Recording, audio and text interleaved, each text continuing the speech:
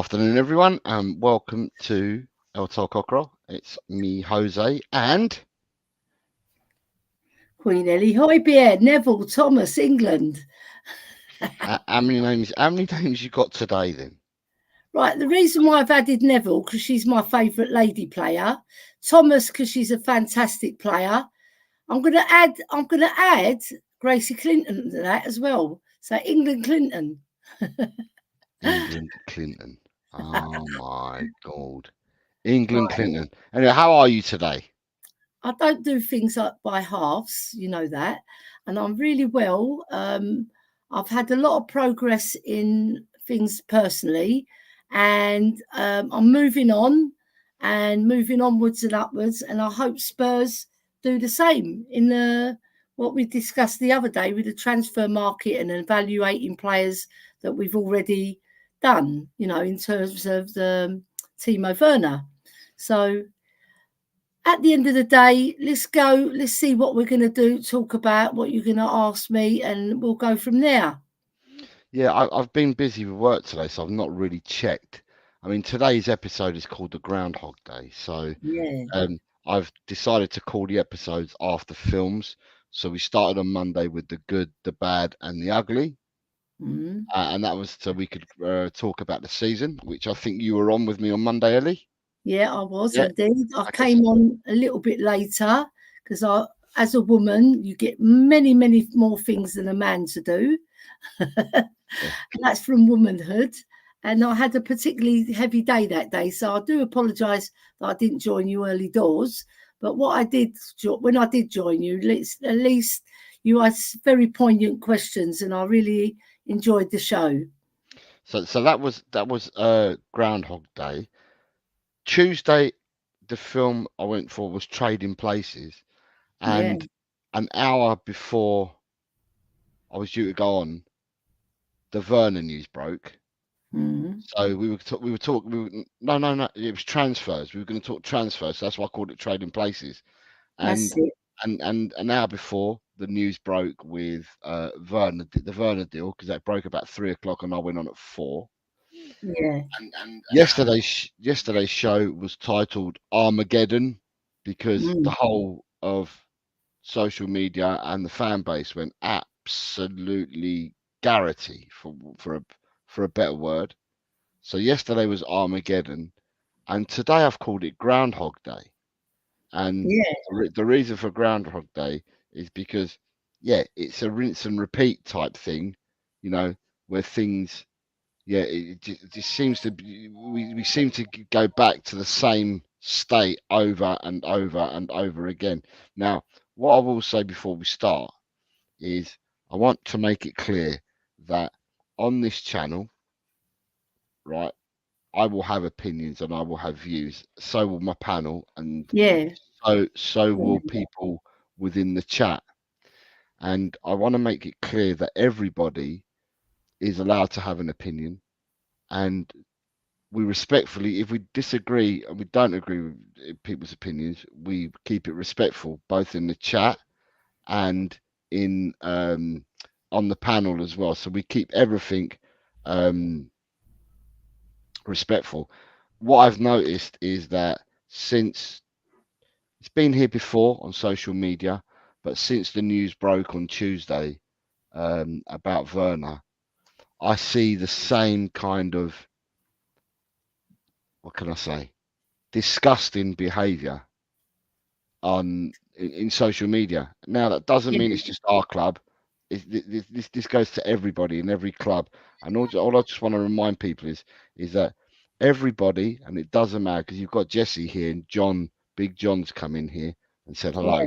So we've got supporters, and it doesn't matter who you support. It doesn't matter what team you support, whether it be the people from Leeds that come in here, whether it be the Tottenham supporters that come in here, whether it be the Liverpool supporters that come here, the West Ham that come here, the Chelsea, the Arsenal, Wolves. It doesn't matter who you support. You should be able to support your team the way that you wish to support them. Yeah, very true.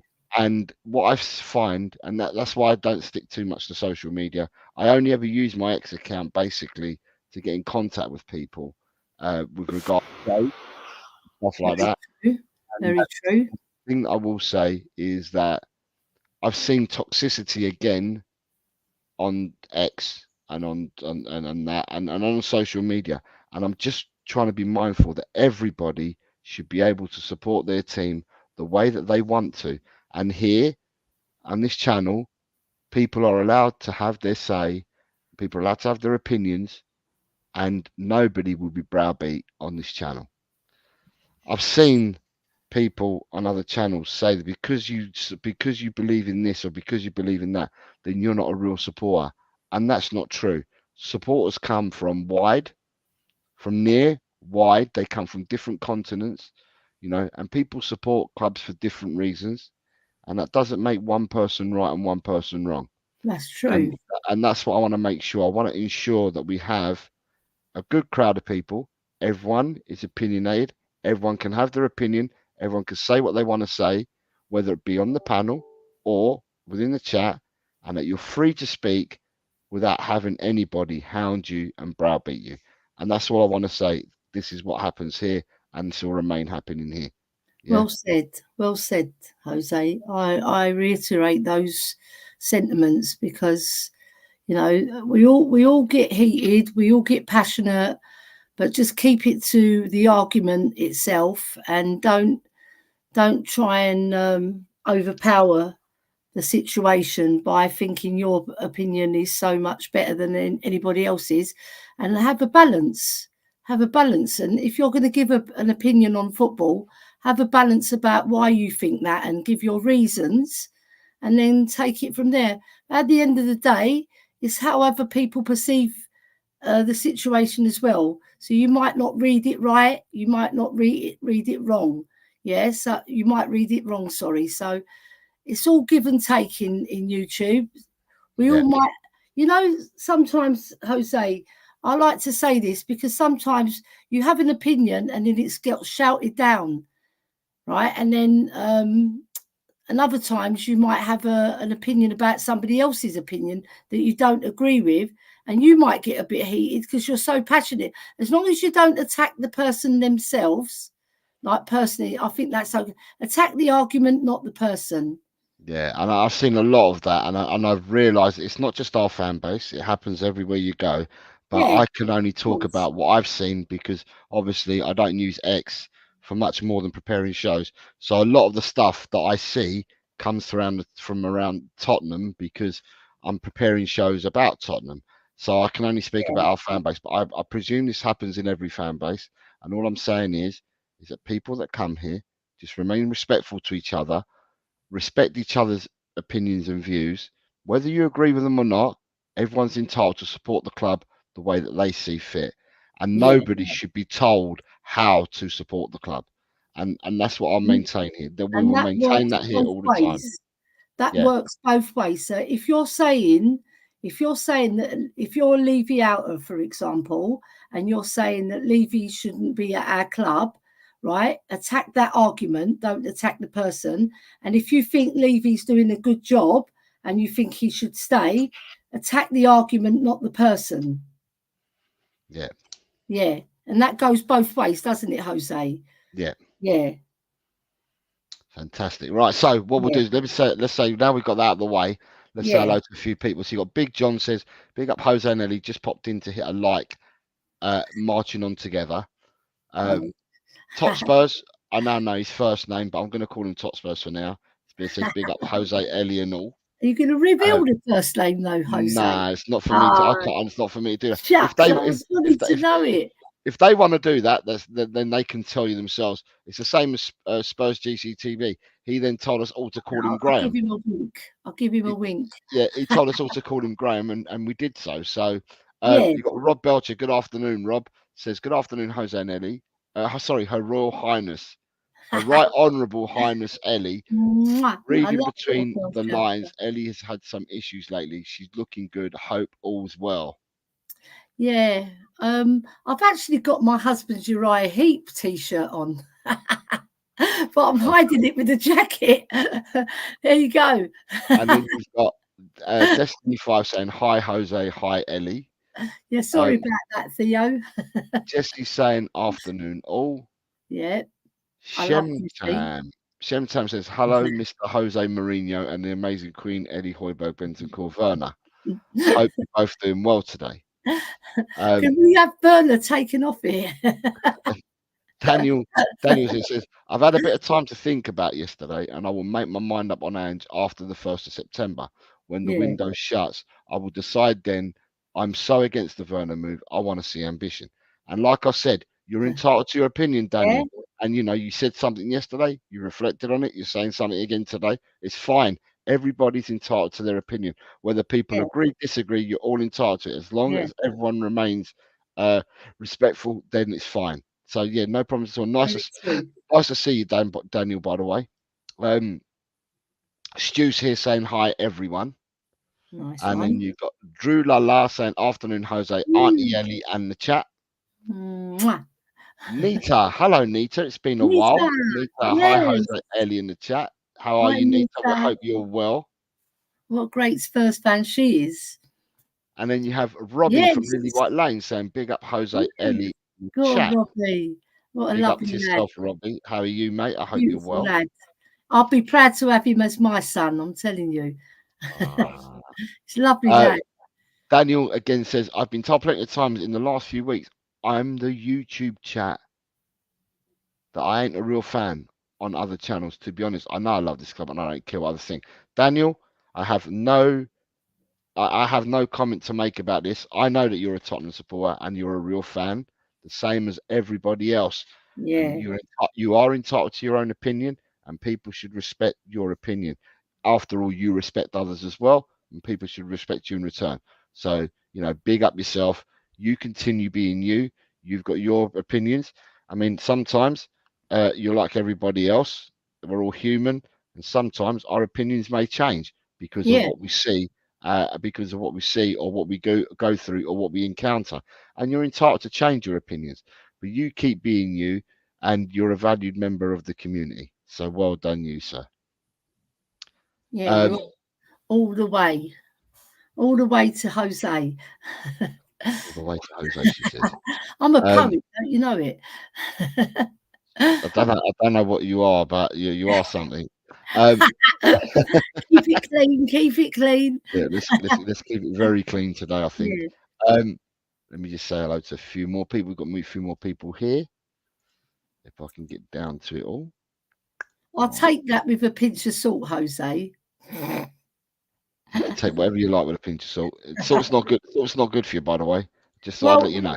It is if it's the grey salt. But too much salt's not good. No, it's not. It retains water, which is not good. Yeah. Right. So what else have we got? We've got people saying hello to each other, which is nice. We like people to say hello to each other. Lovely. Yeah. James, the Tottenham fan, says big up. It's been a while, James. I hope you are well, sir. I hope everything's well for you in life and that you're doing really well. Then you have we've got some more side dancers here. He says, hi, Jose, Ellie in the chat. I love that. Shemtam says, that's right. You have your own opinion, but keep it civil. No one should attack Jose for being a dodo head. Stop insulting the majestic dodo by saying it looks like Jose. And then you have Peter. That went over Eddie's head, by the way. Everything you said there, Shemtam. You know what I'm doing? I'm doing promotion while okay. There. All right, sorry. You got Peter Kagayas. Hi all. It's 1 a.m. in Melbourne. So does that mean that you're working, Peter, or are you at home just chilling out, listening to us, or are you working? I presume you are working. Does a very important job. Peter is a paramedic out in Melbourne and does an important job. So well done, you, Peter. You've got all this inside track on people, Jose. Sorry? I reckon he's cooking. I reckon he's Greek, right? And he's cooking some souvlaki. What are you talking about? Then you've got Lee Smithy Smith says alla grande. Alla grande. You've got Dan from the Hotspur Hood saying afternoon all. Afternoon, Dan. I hope you're well, sir. Matthew is saying yo, Jose. And then you've got a load of people saying hello to each other. But then you've got Rob Belcher says to you, I've seen Uriah Heep in concert back in the 70s. Oh, look at that. Uriah Heep, look. That's my husband's favourite band. You see how nice I am to my husband? I actually wear I met I met Ellie's husband a couple of weeks ago when I went and met Colin and everyone and that. And yes, he is. You're right. I was deep in conversation with him about a whole manner of groups from the olden days. Oh my God. Led Zeppelin, Sax, and we talked about Saxon. We talked about all these groups. Yeah, Deep Purple. Yeah, we talked about all the groups. I've heard it. You know what? He says it in his sleep. I was left to speak to Theo about the rock bands. Yeah. And I was deep in conversation with Theo about rock bands a couple of weeks ago. Stuart, afternoon, Ellie, Jose, and everyone in chat. Good afternoon, Stu. I hope you're well. He likes a curry. Lisa Davis, hi guys, hope you're well. Much love always. Hi Lisa, hope you're well. Nice one. You have Hanno. Hanno's here saying hello. Hello, Hanno. Chelsea Hanno. Coach. Daniel says, big up, Jose. You're a proper real one. Oh, thank you very much, Daniel. I don't know what is the real one of. Hanno says, where did I finish in the table, Jose? Now you're asking me a bloody question. Talk and ball predictions. It was week 38. I've put a comment. If I get to 500 subs by the start of the season, I will run a predictions league again next year. Share the link, guys. Share the link. I've sent out the link to everybody. Share the link with all your Spurs mates, with all your family. Even if they love football, they can join us and talk football, because we're going to move into that, aren't we? Like, it's obviously a Spurs channel, right? But I think if you share it, and then they will share it with other people that they know, and then we grow. And, you know, we work hard on the channel, and Jose in particular, this is his channel that he started, and I've joined him. So I love Jose to bits. He's a lovely man. Not such a great footballer when he doesn't talk to me. I'll tell you what, I'm going to come to keep that in your mind, because there's something I need to say to you, because you spoke to me on Monday. Right. Yeah. There was 119 people that entered. I think you only played for, Hannah, I think you only participated for 3 weeks or 4 weeks, but you ended up finishing 79th, which is not bad. So you jumped 40 places in the few weeks that you did play. So well done, Hannah. Well done. So you ended up 79th. Peter Kagas says, no, he's got a day off. Well, Greeks, we don't have days off, do we?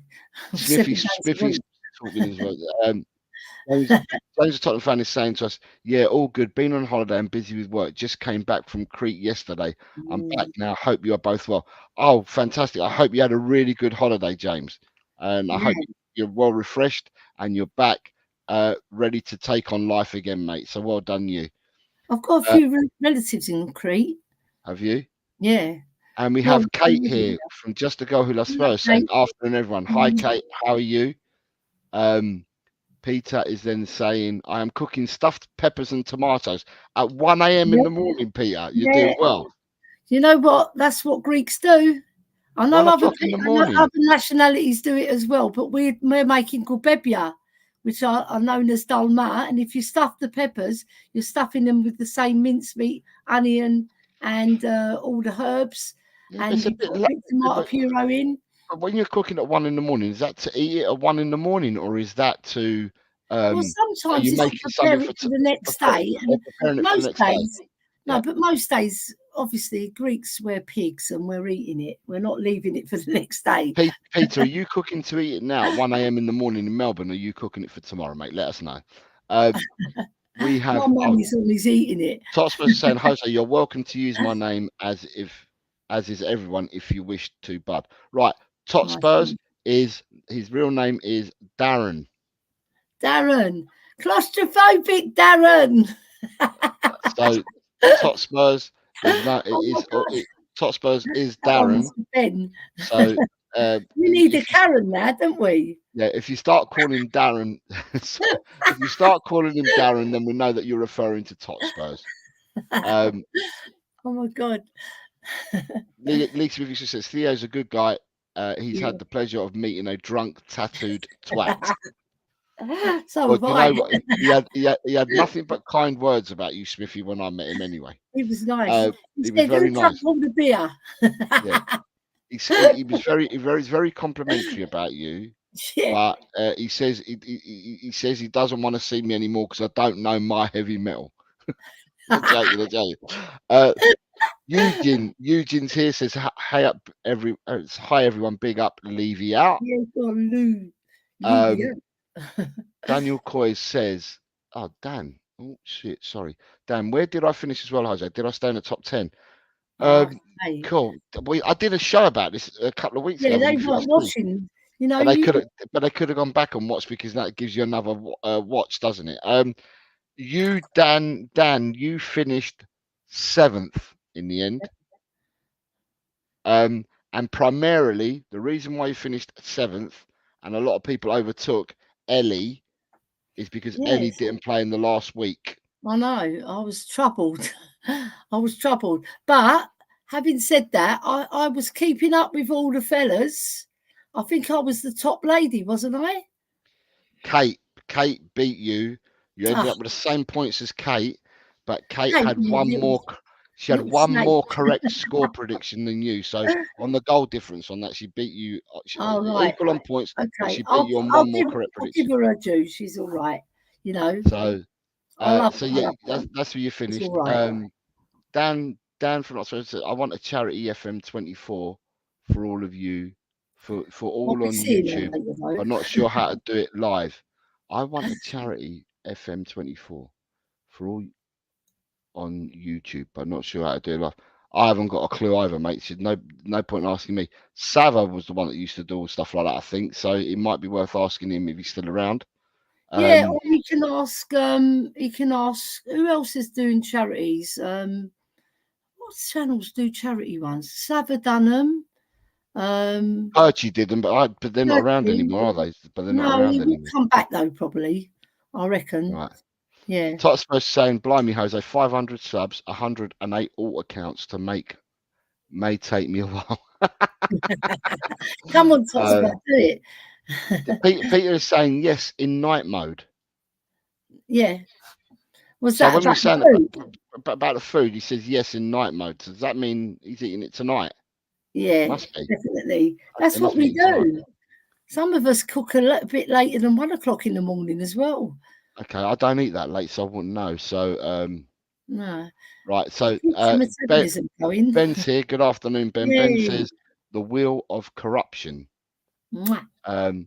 James is saying to us that Crete was beautiful with lovely weather. Crete tends to be it's a beautiful island, and Yeah. Crete tends to be warm as well. So, you know. All Greek islands are absolutely stunning. They are putting it out there, especially Kefalonia and Cyprus. Come on. Yes. Daniel Coy says the wheel of corruption led me to Juve. I think you must have been picking. Sorry, I've been working and I've just finished work and jumped straight on here. So I think you must be talking about.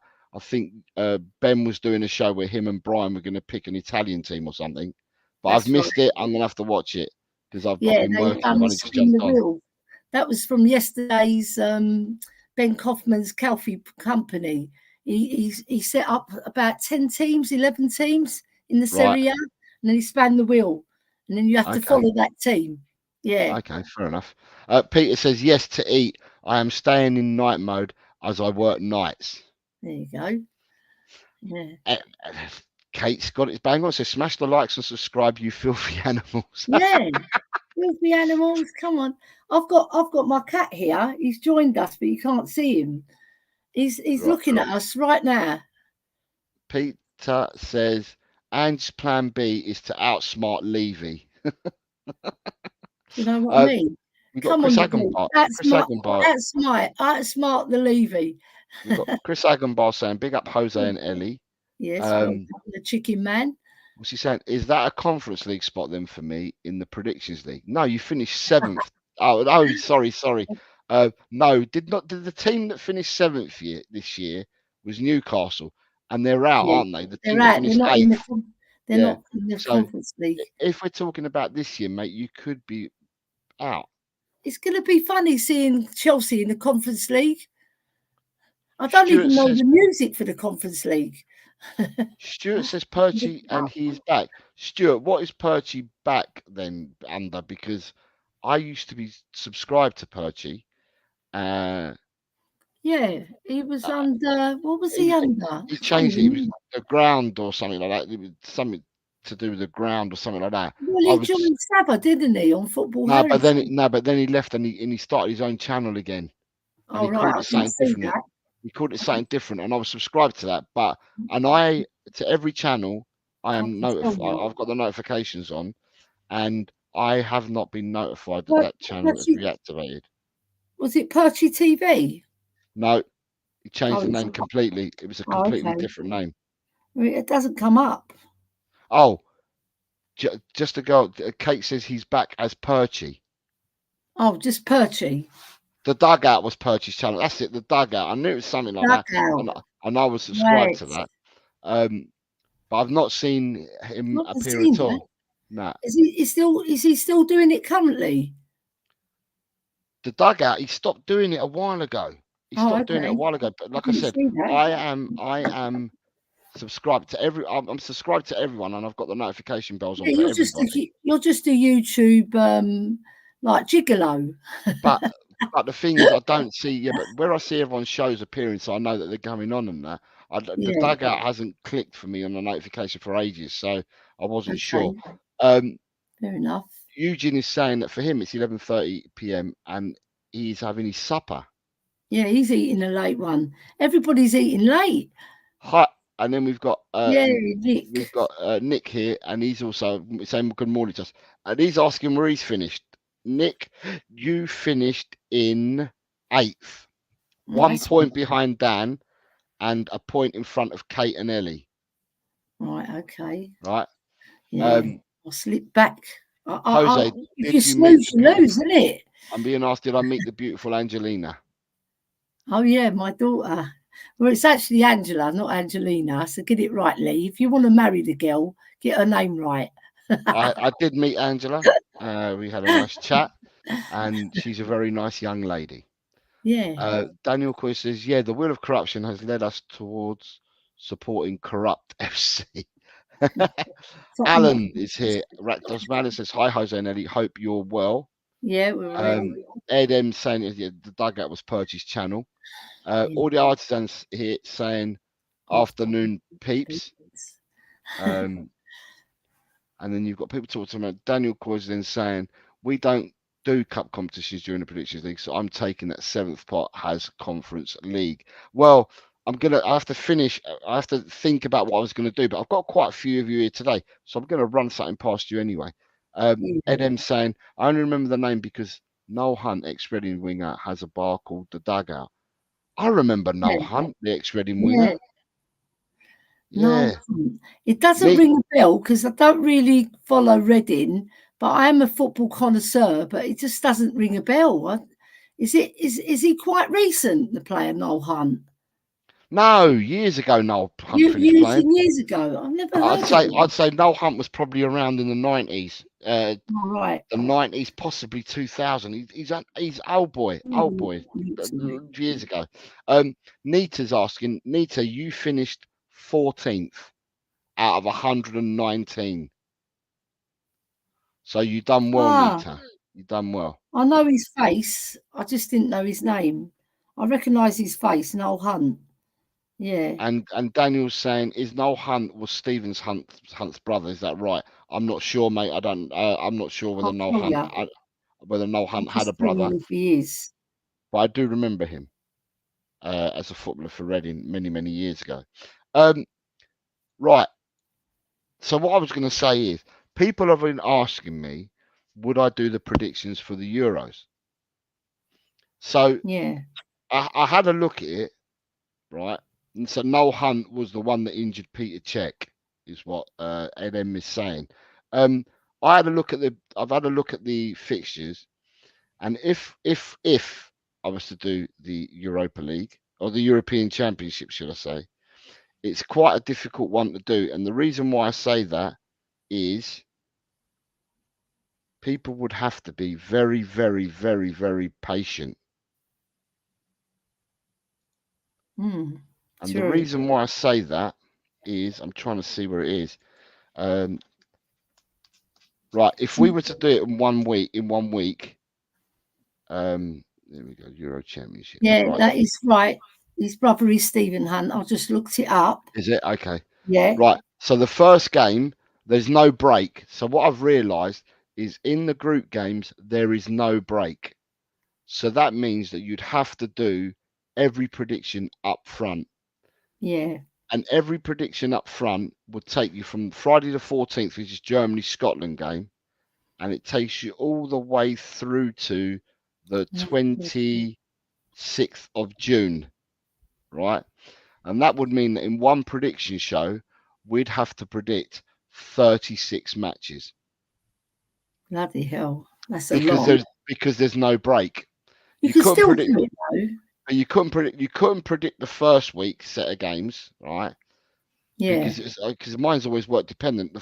The 14th of June one's not a problem at all because you could do it on a Friday show and predict the first set of games. But to get round, the next set of games would then start on a Wednesday at 5 o'clock. It's a 5 o'clock kickoff. Yeah. Right. So that means that you'd have to do a show. So that means there'd be matches all the way through till the Tuesday, and then on a Wednesday there's a second set of matches, but they start at 5 o'clock. So I couldn't get a show in to then do the second set of fixtures. You get me? Yeah, at 5 o'clock. So the only way that this would work, right? The only way that this would work, and I don't mind looking at it for people if they want to do it. The only way that this would work is if I put out, if I put out all the fixtures on the community page, people then respond back on the community page, and then I could pick it all up like that. Or you'd have to do one big massive show where you do all 36 fixtures, and then after the 36 fixtures are done, then that takes you up until the 26th, which is the Wednesday, and then that would give 2 days to prepare the next set of fixtures, because the next round doesn't start till Saturday the 29th. So it can be done, but you'd have to do all 36 fixtures first.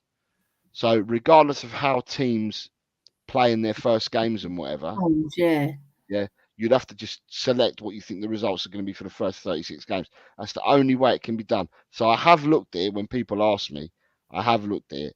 It can be done, but it means it would be one big massive show to start with. Yeah. Anyway, at the end of the day, that then finishes on the 2nd of July, and then the quarterfinals don't start till the 5th of July. So there is a break in between the rounds, but the first round is 36 matches. Anyway, it'll run smoothly. It'll run smoothly. It's just a bit awkward because you have to put 36 predictions in one go. But I'm sure people can write 36 scores. I'll see what people say. If people, I'll have a look at it. But I have looked at it. Sorry, I have looked at it when people have asked me the question, and that's where it stands. It can be done. It'd be tricky, but it can be done. Right. So, football-wise, let's get on to football. Yes. Ellie. Right. I've been working all day, and I'm now, as I've got you on screen, I'm now looking to see whether I'm not seeing if there's any news. So at the moment I'm looking, it says 8 hours ago, Ipswich Town are weighing up a possibility of signing Tottenham Hotspur defender Ryan Sessegnon. The left back has played just 7 minutes of football this season, with his contract expiring at the end of June. And that's coming from Paul O'Keefe. Oh yeah, he's a very good source. It says here that Ben Jacobs. So this is all the football I can see at the moment. So it says Armando Broja expected to leave Chelsea this summer, but he won't return. But he won't return to Fulham. It understands that Wolves, Crystal Palace, and Everton are the 3 Premier League clubs interested in him. But Monaco and Milan are both tracking Broja as well. Broja is also open to a Saudi move. Al Shabab have looked at him in the past. 25 million is the ballpark clubs are considering, despite Chelsea valuing him at double that prior to his loan to Fulham. Well, his loan to Fulham didn't go well, so if anything, it would have deflated his price. Yeah, I'm particularly interested in the Nico Williams story because we've been linked with him quite often, haven't we? I haven't got down to that yet. I'm still looking at. I haven't come across that yet. I'm just pointing it out that because I like the player. Where's that story then? Because I didn't know about that. So let's go back. London. Football London. The Sessegnon one. Yeah. Not surprising, because Sessegnon's contract finishes at the end of June, and Tottenham have decided not to take up the year's option, because he was bought on a 5 with a 1-year option. So Tottenham have decided not to take up the year option, which then means he can go on a free at the end of June. So that doesn't surprise me that clubs will look at him, because he's a free. So it's not only Tottenham that look at frees, other clubs do as well. Yeah. Well, that story about Nico Williams, if you don't mind, is by Rob Guest. Rob Guest on Football London says fresh loan move, 43 million transfer, Ange Postecoglou's options after first Tottenham deal agreed. And he says here we take a look at some of the options on the wing.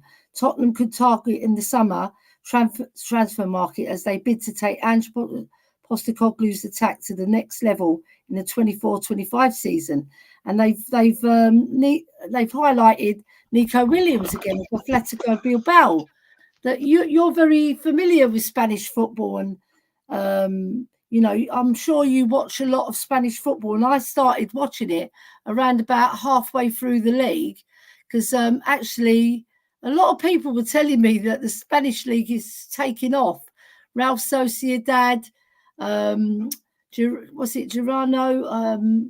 lots of obviously Barcelona and Real Madrid, they're going to dominate, but there were other teams on the fringe and making noise to take those spots, but they fell short. But in regards to Nico Williams, I like the player, I really do, and I think it'll be a very good addition to our team in terms of what he can offer Ange Postecoglou's system. So his name keeps on coming up, and it says amid question marks over whether the Lily Whites would sign the attacker on a permanent basis due to the clause in their agreement with RB Leipzig. This is another one. Danny Olmo. Is that Danny Olmo? No, that's about Timo Werner. Then they've stopped talking about Nico Williams up to the point that he's a target for us this summer. He's linked from a move away from Atletico Bilbao, who are they're not the best team, but they're not the worst team in Spain. It's interesting because Bilbao will only play players that are born in the Basque region, so therefore Nico Williams is a Basque person then, because otherwise Nico Williams wouldn't be playing for them. Are you a Basque man, Jose? No, I'm Gallego. Okay, right. Basque region is here. Galicia's over this side. It's like a different country, the Basque region, They all are. They all are different countries. We all are. We're different. You've got the Catalonia area as well. So we're all different. So with the Nico Williams one, he's a very, very good player. He would definitely be a well sought after player, is what I'm going to say. He will be well sought after. And that's if he leaves, because. Oh, excuse me. Another one of these things that seems to happen all the time is that teams, not just Tottenham, teams are linked with players, and there's a lot of talk about certain players, and all they're really doing is they're bumping up to get themselves a better new deal at the club they're at. Yeah. And Nico Williams was he 21, 22? He's very, very young. Yeah, he is. I'm not sure. I'm not sure whether Nico Williams wants to move on or not yet. He's a tremendous talent. Tremendous talent. He is right up there with he's right up there. Put it this way, I rate him better than Doku. I rate him better than Doku. Which is he's a very, very good winger. He really is a good winger, Nico Williams. He's man on.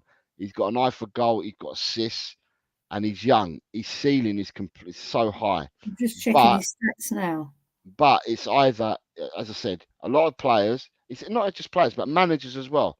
A lot of people, and it's not just this season. It's every season. Players are linked to clubs, and so are managers, and they end up going and getting better deals. So they're linked to everybody, whoever does the links puts it out there, and it improves their negotiations for a renewed contract. I mean, the same could be said for Arne Slot. Arne Slot last year was linked to Tottenham.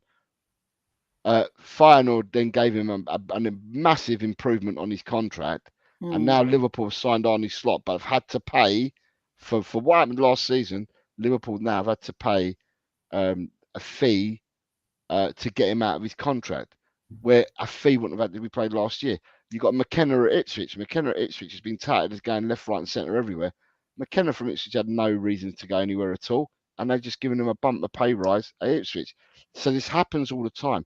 Every season, it happens with players and with managers, not just associated with Tottenham, associated with anybody. Yeah. So Nico Williams is a very good player. I think there's a release clause at the moment. Is it 43 million or something? I remember reading at the moment. But if that's not activated by a certain time, then he'll just go and get himself another bumper contract at Atletico Bilbao. Yes, it's not one of the most glamorous clubs in Spain, in the sense of it's not fighting for titles, it's not fighting for cups and stuff like that. But they have got their own ethos and their own philosophy on football, where they will only pick players that are born in the Basque region. I don't think they even have foreign players. I think their team's just made out of Basque players. It's quite a unique setup they've got at Atletico Bilbao. Yeah, you have to be. He was born in Pamplona. Pamplona in Spain. Yeah, which is in the Basque. Pamplona is the Basque region. It is. It says he played for Basque. He played for Basque early doors, but it says he played 31 games, scored 5 goals, 11 assists, 5 yellow cards. He's 21 years old, and every man and his dog is after him. Who would bump up that 43 million buyout clause or wait for next year? Can I just say, right, he is worth every single penny of 43 million and more. Yeah. I've seen him play, and I think he's fabulous as well. In my opinion, he's worth every single penny and more. Let's see if we can get him before all the other teams. I hope we can get him over the line, and Levy pays that 43 million release clause. Because if I've watched him since we were first linked with him, I watched him, and I've watched him play full games as well. And I really like him. He's such an exciting player. Strong, powerful, quick, very good football IQ. And he's got 11 assists. That's pretty good for a winger in the Spanish league. That's tough. That Spanish league is just as good, if not better, than the Premiership. Because I was watching it from mid-season, because I was really interested in how Spain are getting on, because obviously the Spanish ladies won the World Cup as well. And I was really getting more interested into Spanish football, not just Real Madrid and Barcelona, the other players. So I really loved it. And I really enjoyed Real Sociedad, the way they play. Fantastic. Yeah, another Basque team. The other early runners were who Gazaniga played for. Is it Girona? Yeah, they finished third.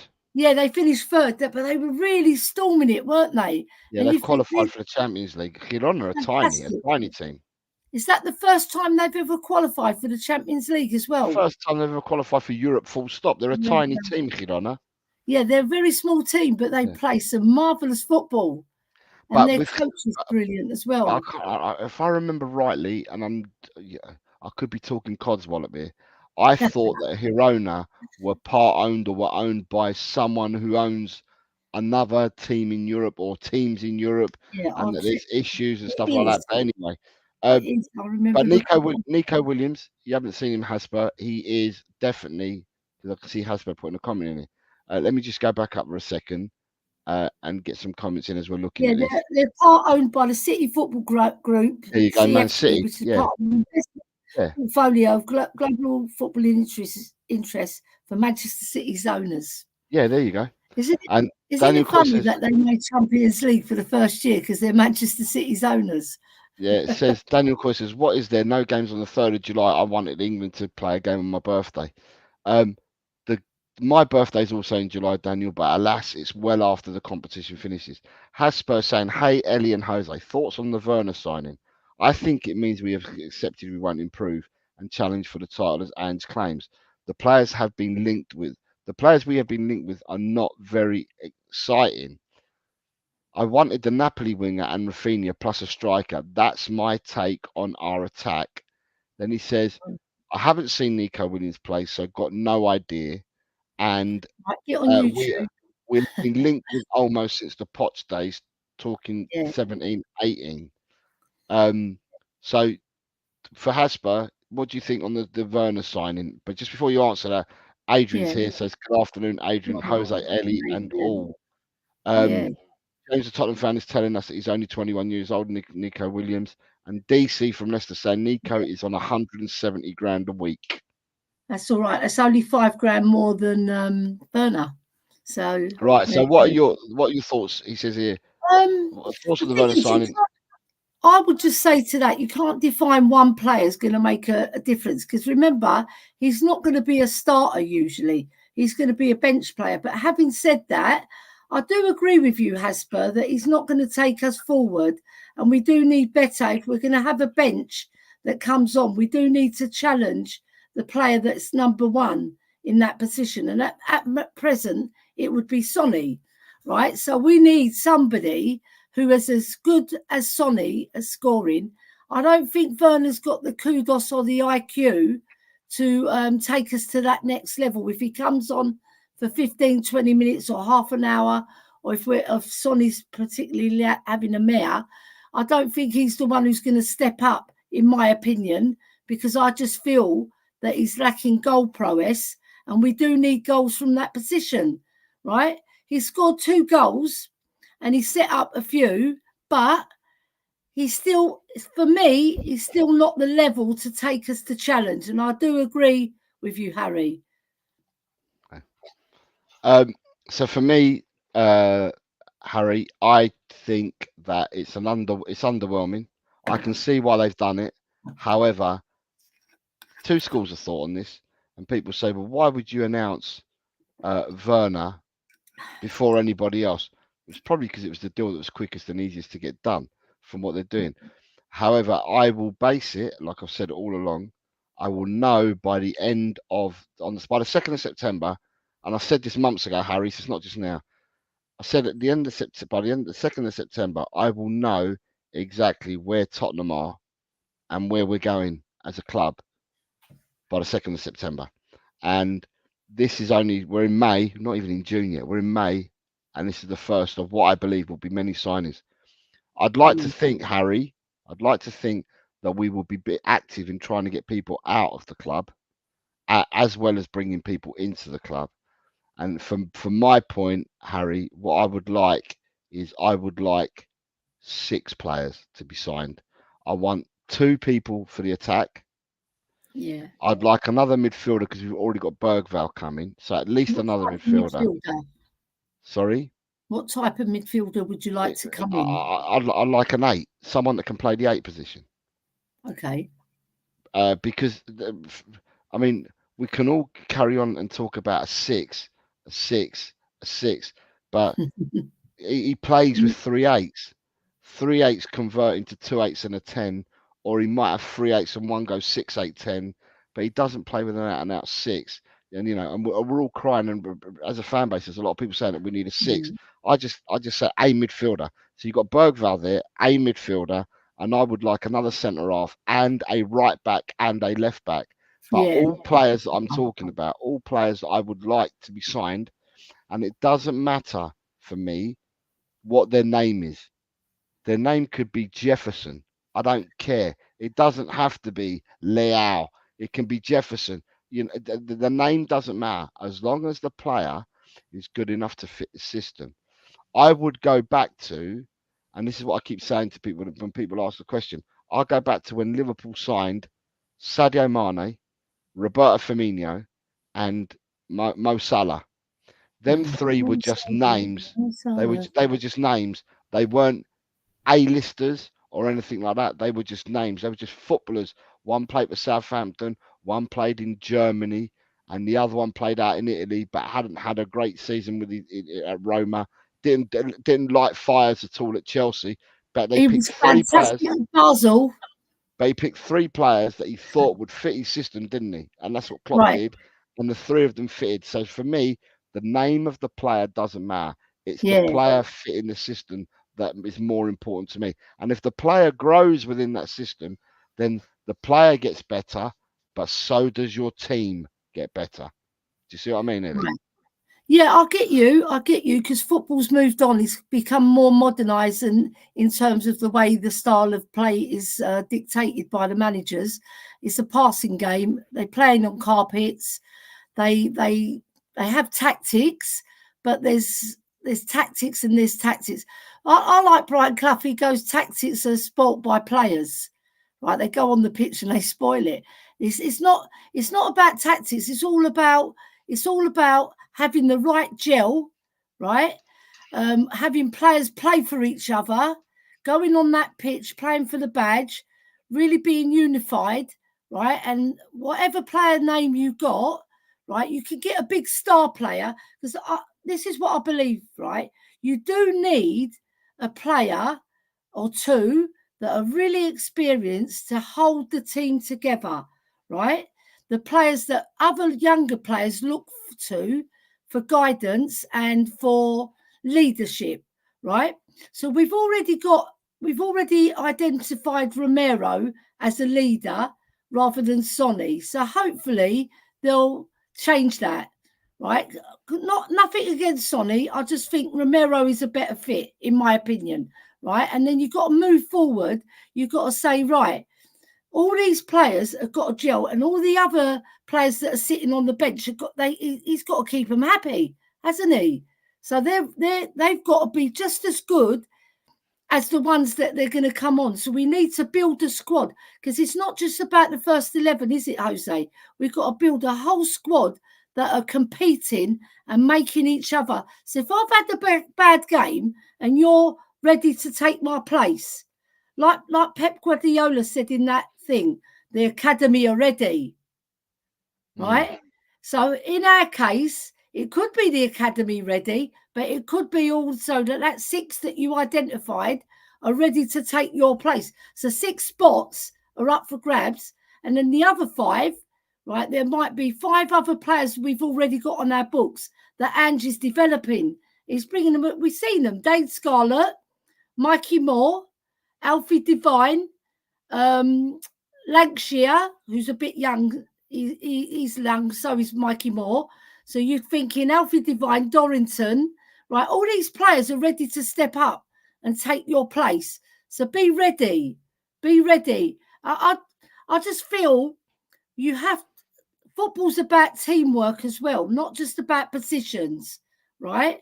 And I find back in the day, the number 7 and the number 10 was the creatives, because it's George Best's number and Glenn Hoddle's number.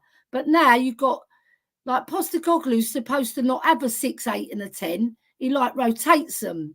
So they all 3 play. 8s. That's what I said. 3 8s is what he tends to say. 3 8s. But he knows that Maddison likes to play a 10. He's got that in the back of his mind, but he's giving him a different role. He's trying to change Maddison to fit his system. And you can see sometimes, I don't know about you, Jose, but you can see sometimes Maddison is very frustrated and he'll drop deep. He'll move from his position, and he'll want to, because he's getting frustrated, because he's a real footballer. He wants to get the ball, and he's getting marked out the match. He's got come back from injury, and there's so many complications that are preventing us from getting even better and better. But I 100% guarantee you, if we get 2 experienced players in the key positions, the striker, and I would say a creative midfielder, because that creative midfielder is the spider that creates, he's weaving his web. Yeah. And Maddison, he's not really quite done it. He done it early doors and then he fell off. We know he's got creative juices, but we need another one to take his place if he's not playing well. We can't bring on a Højbjerg. We can't bring on a Skip. that won't do. And if he does that, we're going to fail again to reach the higher echelons of the league and actually challenge like Arsenal do. You know, they pushed on. We got to push on. We've got to get those 2 key players, right? And they have to be top players, not the 20 millions, not the 30 million. You've got to pay a little bit extra for them, right? And then concentrate the 4 others, make sure they're 4 top players, but they're not, their names make their players ready to make their name, if you know what I mean. So you've got Adrian saying here, do the panel think Son as first choice on the left wing when we bring in when we bring a striker in? So Werner will then be second choice or possibly third if Solomon steps up. Yeah.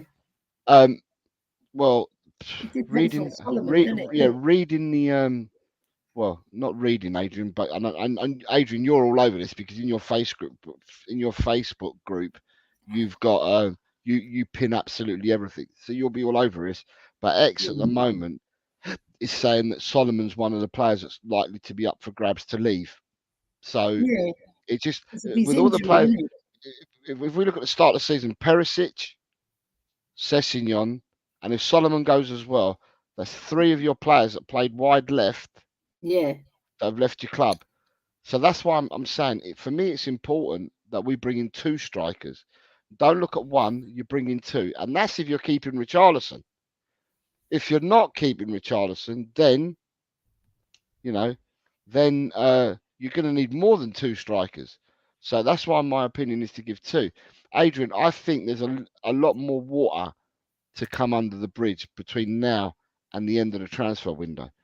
My thoughts on this is that we will name a 25-man squad, but we will pad that squad up with the under 21s, as every team does. Tottenham might be the first to do it. Every team does it, and it served Liverpool well this year because Liverpool had so many injuries and they brought all of their young'uns in because they padded up their squad with the youngsters. I would like to think that some of our youngsters would be given a chance in these positions as well this season, or at least some game time. So that's my answer on that. Has saying that he thinks it would have been announced in the World Cup. Yeah, nobody's. It would have been announced during the European Championships. I think he said has, because it might distract people. But you're in Cyprus as well. I hope you enjoy Cyprus and have a really good holiday, mate. Well earned, and yeah, when you come back, hopefully you'll be refreshed. Shemtam says that he believes that the Werner deal was leaked, so they had but no choice but to announce it. Nita says, which season would you say was better, 22, 23 or 23, 24? Nita, for me, without a shadow of a doubt, I'm picking 23, 24, without a shadow of a doubt. Well, I'll save that one to ask Ellie in a minute because she's going to get a charger. Adrian says, Andrew's a dynamo midfielder, so I would be surprised. So I would be surprised if we went for Gibbs White. Haz is saying, I would have spent all our money on a 6, a left winger, a right winger, a striker, and fill the spots from fullback with youngsters rather than signing Doughty, etc. Quality over quantity. The only issue that I've got there, Haz, is that for me, this is because everyone's entitled to their own opinion. The only issue that I've got with that is that we seem to have youngsters in all the forward positions. Yeah, we have youngsters in all the forward positions, but we don't seem to hear too much about youngsters in the fullback positions. I mean, people talk about Dorrington, Phillips. We've got Vuskovic coming in. People talk about these are centre halves as well. Yeah, but I'm talking about the defensive positions. People talk about these centre backs, but no one really talks about the youngsters filling in fullback positions. And because of that, I'm just like, okay, you know, at the end of the day, I think we need to buy players in to challenge the doggy and to challenge Porro as well. Yeah, true. But the one thing I will say, and everyone's entitled to their own opinion, but the one thing I will say, what I'm happy about is that you're hearing all the right things coming out from the manager and Langa and all these people saying we need to have a change at Tottenham. We need to have a shift at Tottenham. We need to get rid and we need to bring in. So it seems to be that a load of people seem to be on the same page that we need to do this in order to move on, right? Yeah. We need to do this in order to move on. Where before, under Conte, Mourinho, Nuno, Poch said that we needed to make changes, but no one was ever sounding off and giving out. You never had the manager and the rest of the team at the back sounding off saying we need to do it. It's going to happen. We'll do this. We'll do that. I'm hearing more and more now, and for me, I did say this, and I'm not a Levy in or Levy out or anything like that. I'm not going to say that I am a one-way camp or another. I've always just maintained that I will wait till the end of the season, but I'll say this again. Conte's rant last year, for me, has driven the board into a corner. If the board mess up this summer, there is nowhere for the board to hide. And that's all I'm going to say on the matter. For me, there's nowhere that they can hide. Can I say something on that, Jose? Yeah. Because they actually messed up this last summer as well, because they brought in Maddison, and then what else did they do? They brought in Van der Ven. He was an unknown. He came very, very good, right? They brought Vicario. They already scouted him. They had a lot of scout work on Vicario, and he came highly recommended.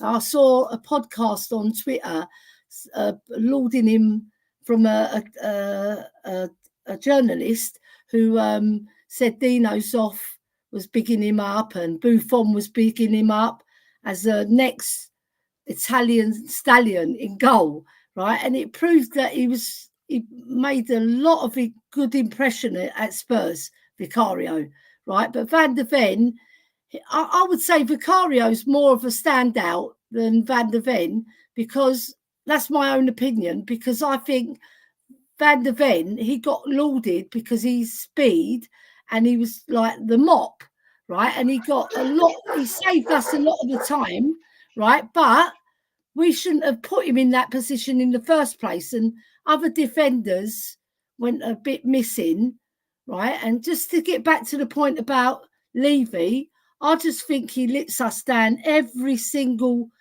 transfer market, every single. So I'm not one of these fans who thinks I'm going to give him a chance, because we've given him 24 years chance, right? And in any other industry, he would have been fired. He would have been moved on, right? And because he's made us rich in terms of making money, right? This is my own opinion, right?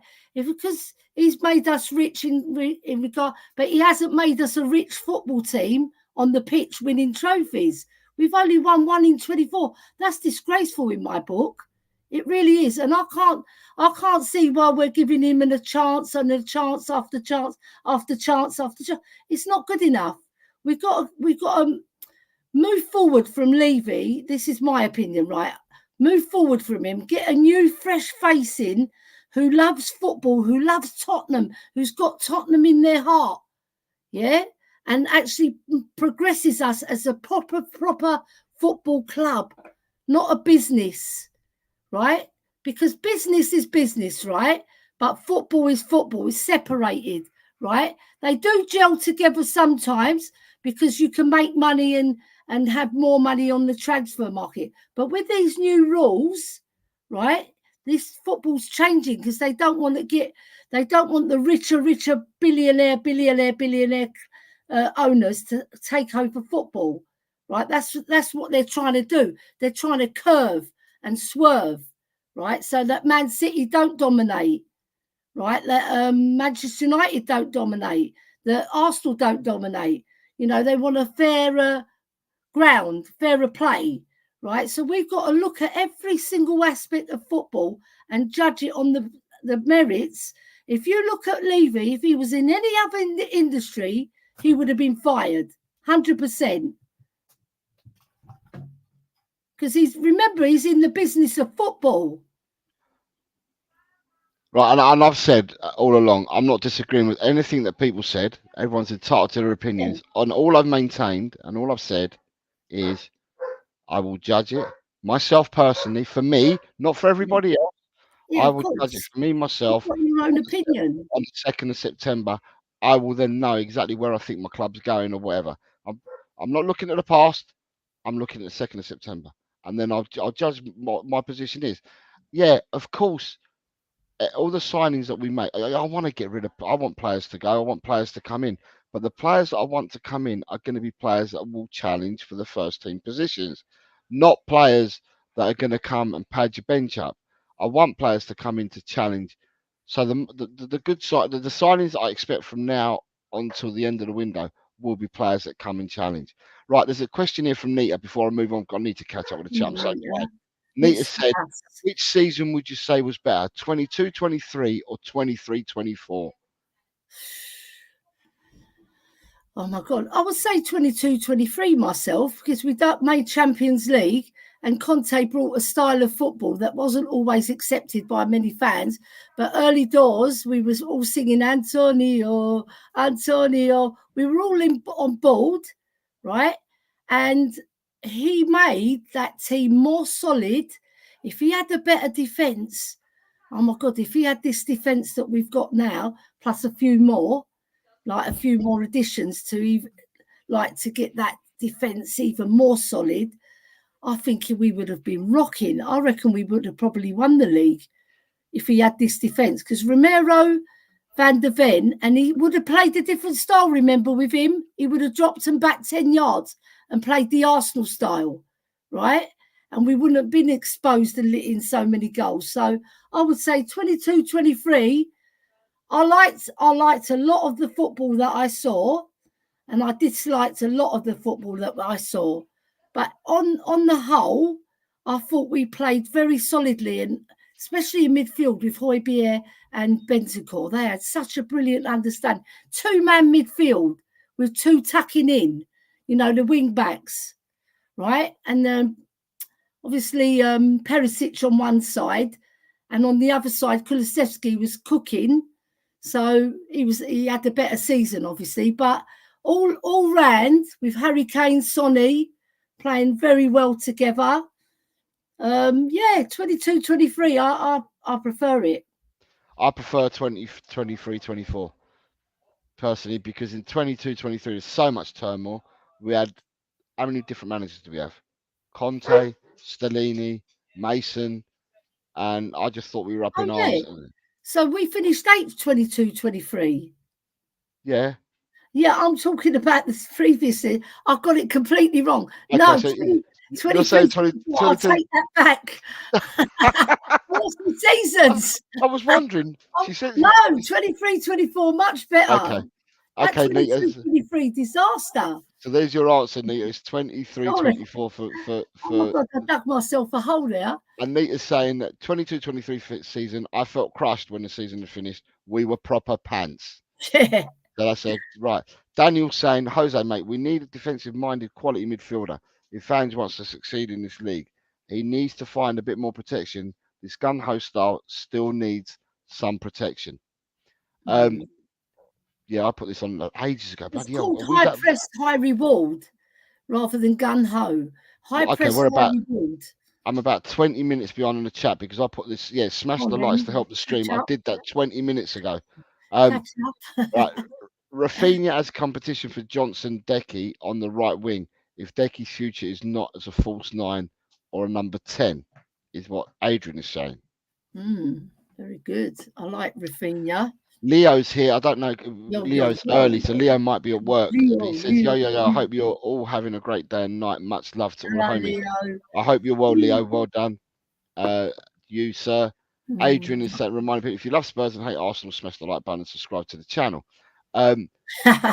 Carl G says, if Alfie Devine hasn't made an impression by now, he's never going to. I don't agree with that. The reason why I don't agree with that, because he's a fabulous talent, right? He's been shipped and shaped into like this Port Vale and then over to Plymouth, and he had a change of manager, change of system, and he was chopped and changed, but he found his grounding, right? And he played very well in a lot of those matches. I think he got sent off in one, if I remember, right? But He is a fabulous talent, and I love him. And Divine 19. Alfie Divine. Yeah, is he 19? Yeah, he's only young. He's very young. Right, let him develop. Harry Kane, 19. Where was he? Nowhere to be seen. Right, he wasn't even in the Spurs first team. Right, but he broke through, and then he took his chance, and he grew and grew and grew. What's to say Alfie Divine won't do the same? Different player, because he's a midfielder. He's a creative. You see him play for England, absolutely fabulous. The performances he's put in, and he's got an eye for goal, and he's got a very good football IQ, and he's got very good vision as well, and his movement, I like it. So I do value that player, Alfie Divine. So with us being in Europe next season, Carl, what I've said earlier, and I've said it for a while now. Now that we're in Europe next year, yes, I want to see new signings come through the door, and I keep maintaining I want to see signings that are going to challenge the first team players that you've got, not people that'll pad out. I think there are some priority positions that we still need to buy players in, so we're not left short. But what I will say is that we have got some youngsters that we're only given a few minutes. Now, today on X and stuff like that, they were saying along the lines of that the guy, is it Wayne Burnett, who's the under 21s? Is it Wayne Burnett who's the under 21s manager? Burnett? Yeah. Oh yeah. I'll check. I'm going to check. I think it's Wayne Burnett. He's a youngster. He's the manager of the youngsters, and I think that he said that he's already had chats with Postecoglou, and that he feels that Postecoglou will use youngsters a bit more. So I'm hoping to see the youngsters next year. Now, whether that's Divine, whether that's Donnelly, whether that's Phillips, whether that's Mikey Moore, or whether they're going out on loan and whatever, what you'd like to see is you'd like to see some. There are some further comments that Carl's made further down that I can't discuss at the moment because I haven't got down there. But Alfie Divine, I still think, has got time, and his ceiling's going to be low because he's really young. So he's got a high ceiling at the moment because he's really young. David Clark says, in my opinion, the only one youth player is capable of stepping up to the first team squad and that's Donnelly. Right, so then you've got Kells. Hi, Kells. Says, hi, Eltel. Spurs are the most exciting team to watch in the Premier League at the moment. Hope you have a great close season and leave you back to the manager in the transfer market. You definitely need a number 9. Kells, I hope that you're well. Nice to see you. All right, Kells. And thanks for your comment there as well. Kells is a lead supporter, but she's here supporting the channel, which is really nice to see. Nice. Carl G, we need more than 2 key players. Carl, I'm looking for 5 or 6, is what I've said. I'd like to see another 5 or 6 key signings this summer. 2 key players in the key positions, but other key players in the other 4. Like if we get another 4 or 5, and 2 of those are other really good players, experienced, right? And then we get a few, maybe one more youngster, say up and coming youngster like Nico Williams, right? Who's going to prove himself because he's a fabulous footballer. I hope we can get that one over the line. And then add Rafinha, that would be a fabulous signing. And possibly, like I like Vlahovic up front. I think he'll be brilliant. Or Isaac, if they actually, I don't see Newcastle selling him, to tell you the truth. If they do, they've shot themselves in the foot. So Hasper saying, I think the striker position is the hardest to fill because I don't know who stands out. I'm not keen on Tony or Solanke because they've only had one really prolific season each. Then one season wonders. That's what I'm saying. Yeah, I'm kind of torn, Harry, because I mean I don't know how you feel, Ellie. Do we need an out and out 9, or do we need a couple of players that can play anywhere along the front 3? I think we need an out and out. Liverpool's front 3 they changed, didn't they? Yeah. Do you see what I mean? Yeah, I think we need an out and out 9, someone who's going to get you those 25 to 30 goals, and then you need one that rotates and can play, not necessarily right across the, like versatile across all the free spaces, but someone who's unique to what he does, like a false nine to join Decky, because I think that's his calling as a false nine or even a number 10. But I think false nine suits him better. Someone who's strong and robust, really nippy, can link up the play really well and gel for the midfield to the attacker. You know, that sort of player, exciting player that picks up the balls well, like Jermaine Defoe used to do, and lead it to the attackers and create as well. So it's like a creative number 9, a false 9, but with kudos and vision. It's going to be very hard to find that type of player, but there are out there. I just feel that'll be more suited to having a versatile player who plays across the front three, because we're going to sign extra players in those positions as well to make us a stronger squad.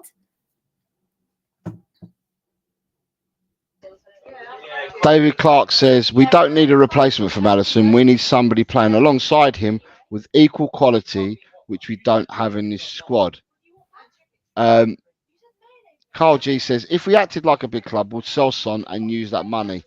I can see what Hasper has said already, and it's something that I talked about 2 years ago, and I was shot in flames when I said that Sonny, you should if Liverpool really wanted Sonny before, and they were prepared to pay big money for him. Last year, the Saudis were prepared to pay big money for him, and I've said this season only, and my comment, Carl, was only providing that we spend and reinvest that money in the squad, not like we did with Harry Kane, where we didn't re-sign a striker. But the only way that I'd sell Son is if the Saudis came in with a big 3-figure sum. 3 figures can be just 100 million, just a 3-figure sum. And I would sell Sonny, me personally, only if I knew that 100 million was going to be reinvested in striker, which it didn't with Harry Kane.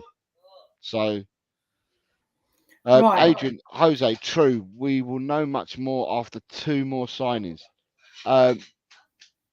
Greek football maestro Stelios' army. What possible outcomes next season will make you doubt Ange, Jose? For me, like I said, I will base it on the 2nd of September, because then I'll know on the 2nd of September whether it's not just Ange, it's the people behind him, the people that are doing our recruitment and stuff like that. I want to see where we stand on the 2nd of September, Greek football maestro. I want to see where we stand on the 2nd of September, and that will form my opinion, or a lot of my opinion, for next season. And I maintain that I've not changed, I've not wavered from what I've said. I'm not in a camp of get rid of this person, get rid of that person, get rid of the other. However, I think there's a lot of moving parts, and these moving parts, for me, have to all align by the 2nd of September. And if they don't, then I'll make my decision then. So, yeah. Adrian Shoker. Yeah, go on. Right, Sonny, I've got his stats up here, but obviously stats don't tell you everything. But for the last 4 seasons, we're going to go on 4 seasons. He scored 40, 50, 67 goals in 4 seasons, and he's assisted 33. Now, if we want to move on a player like that, I think personally, right, I think that's wrong, because you're taking away Harry Kane, and then you're taking away Sonny, and I think he's going to have a fabulous season next season, because I think what we should do is remove the captain's band from him. Like this season, he scored 17 goals and 10 assists. That's just as good as many top strikers that have scored. It was only the 2 games before that Cole Palmer was on 19 before the end of the season, 2 or 3 games before, and Erling Haaland was on 19, right? And they're considered top strikers, and Sonny isn't even a striker. And I know some people will say he's a patch player, but I would rather have a patch player like that who regularly scores than someone we take a punt on. Have him there, right? But maybe if we do find someone who can fit his role, and it won't be Werner, because he's half as good as, not even half as good as Sonny, right? And that's my opinion, right? We get someone else, and then Sonny can sit on the bench because he's 31 now. He's not a spring chicken anymore, and we've seen slight deterioration in his play. That's what I would say. I would say he was chopped and changed as well. 9, he was played as a winger, number 9, then back to the winger, then number 9. So he had an up and down choppy season, but he still performed in terms of the stats. But on the eye, I can see that he's not as good as, say, when he scored the 23 goals with Harry Kane. But remember, he didn't have Harry Kane. Maddison, who's the normal creator for him, because you saw he created 2 fabulous goals for Sonny against Arsenal away, right? He dropped off, and then Sonny was making so many good runs, and they weren't finding him. And I was looking at it in particular. I was thinking he must be so frustrated because he could have scored a lot more goals, because his actual running off the ball was absolutely second to none. I think he was brilliant off the ball, but on the ball, bit ticky-tacky, like never gelled with him. He's moving the ball and losing the ball, and very up and down season in that respect, right? But having said that, I just think if we get rid of him, he has to play either a bench role and we get in somebody better, because I don't think Werner's going to fill that role, in my book anyway. For the people that are watching on or listening or watching on X, if you'd like to make a comment, you're more than welcome to do so. Your comments will be read out. We'll try to read out everybody's comments as we're doing the show. So yeah, if you'd like to put in some comments, then please do so. Carl G says, been hearing this year after the year about the board. Carl, I've not said this year after year. I've said it this year. I said it last year. Last year I said that what Conte did, he's cornered the board. I felt that the board reacted in getting a manager in last season, and in keeping their noses clean, because we bought players in last season and stuff, and they kept their noses clean. But the board do what the board usually do, and they usually raise their head over the parapet when they're not meant to. So they were getting quite an easy, for me, they were getting quite an easy run of things after appointing Ange and after last summer. And we were doing well, so that probably went in their favour as well, because we started well the season. But then they go and score the own goal like they normally do, the board, by then taking away the concessions. So I mean, you're going to raise prices. Everybody raises prices, so I wasn't concerned about the prices being raised. But them removing the concessions is something they didn't need to do. They did this, and therefore they've made themselves visible again. And you've now taken the fans have gone against you again. So, at the end of the day, as I said, I think that they are cornered. For me, they're in a corner. And the only way they can get out of the corner is by looking and backing football matters as opposed to property matters, and building your portfolio with, no one cares about that. People just care about their football club now. And it's time for them, now that I think they've been backed in the corner, let's see if they pitch up and do the football side of it. Jesse says, smash the likes up. And then people are talking to each other. Adrian says, Spurs take the huge advantage we have over our rivals who have to sell before they buy in the upcoming transfer window. But we say this, Adrian, and I know what you're saying. We say this, but we need to act. You need to do it. We can't just keep saying that we can do it. We need to go out and do it. And it's not how much money you got to spend, it's how you spend it. Because Manchester City don't buy massive transfer fees. Only Erling Haaland, I think, and Jack Grealish. But even Erling Haaland, I think, what did they get him for, 60 or 70? And then Jack Grealish was 100. But all the other signings, they scout. It's the scouts the scouting is very important. Even Bill Nicholson back in the day, he used to do his own scouting, and he found Mickey Hazard. He sent a bloke to watch him, right? But he saw him first. He sends the bloke to watch Mickey Hazard, and they sign him. Yeah, they bring him down from Sunderland to Tottenham. So these are the things you can get, little jewels here and there when your scouting system works and you're doing all your due diligence to bring the type of player that Ange Postecoglou wants. So it's all communication, right? Scouting and making sure you get the type of players that are going to take you to the next level. And that includes getting the experienced ones that have been there and done it and worn the T-shirt, because they're the ones that are going to be the guiding light for the rest of the team and gel everything, right? Like, look at Man United. They get Casemiro, right? They've already won 2 trophies, right? Everybody's saying they're shit, but they've got 2 trophies in their cabinet. What have we got? We've got dust collecting. Yeah. So we've got to look at our recruitment and make sure it's spot on and that money is spent wisely. Right. So you got Kells here. Kells is saying to Rob, good to hear you trust the manager. Too many people shouted at Farker's sacking straight after the playoff final defeat. Yeah, Kells, Yeah. fan bases can be a fickle place. Yeah. You know, and at the end of the day, sometimes people can't see the good in something. Yeah. So some of these managers, I mean, the biggest one you can look at is Ferguson. When Ferguson was managing Man United, people wanted Ferguson out, said he's not good enough. Yeah. He ended up winning, beating Palace or whoever it was, and they won 1-0 in the cup final. The rest is history. So sometimes you've got to stick with people to find and bear fruit in the future. But once more, Kels, nice to have you here. You're more than welcome here on this channel. Yeah. And keep up the commenting. And I'm glad that people are all saying hello to each other and they're saying hello to you, Kels, because it's been a while that we haven't seen you.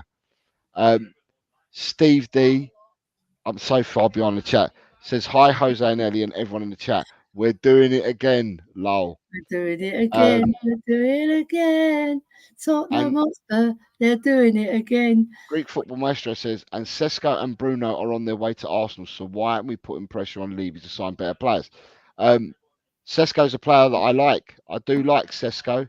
And I was told he was too young when I said that we should go for Sesko. As for Bruno, is that Fernandes? I don't know. No, Bruno Guimaraes, maybe, of Newcastle. Oh, Guimaraes. Okay, well, I didn't know they were after him. It remains to be seen. It's hard to predict Greek football, Maestro, because some people turn around and say that some people turn around and saying that there's a lot of these clubs are not in a position to buy because of financial fair play. So it remains to be seen who will do what. But as I said from the outset, I want to see Tottenham sign. For me, it's 6 players. I'd like to have 2 in the forward line. I'd like to have 1 in the midfield, another centre back, and fullbacks. But all of the quality to challenge and get into the first team. David Clark says, if your spouse let you down as many times as Levy has with Spurs fans, you'd be divorced. Adrian is telling us that the new rules make it a level playing field. Carl G says, I'm not worried if they have Spurs in their heart, just know how to make a successful football team. Carl, and I'm in agreement with you. I'm not disagreeing with anything that people are putting in the comments. Do you know what, though? Levy wouldn't just be in the divorce settlement. He'd be in the doghouse with no dinner. That's the fault of a woman. Harry's saying, Hasper, so Harry for people, is saying, I've already lost faith in Ange era after the Werner signing, but that's just me, and everyone's entitled to think what they like or want. Ange is a yes man, Werner is 28 and will not challenge anyone. DC is saying, at the start and the end of the day, Tottenham Hotspur FC is a football club and not a property development company. I don't disagree with any of this that's being said. So Steve D says, spot on, Jose, pointless getting our knickers in a twist. until we've got the full picture. That I'm so far behind on the comments. I think this is going back to when I was talking about let's see what happens by the 2nd of September. Adrian is saying 23 and 24 as a signpost to a bright future. Do you know what you can do to catch up with the comments, though? Just quickly, put yourself on ×2. Yeah.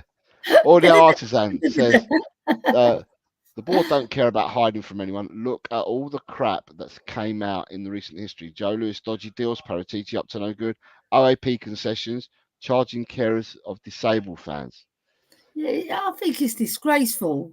Like, I'm 62 in November, right? I've supported Spurs all my life. I've played for Spurs. I've done everything for Spurs to promote them.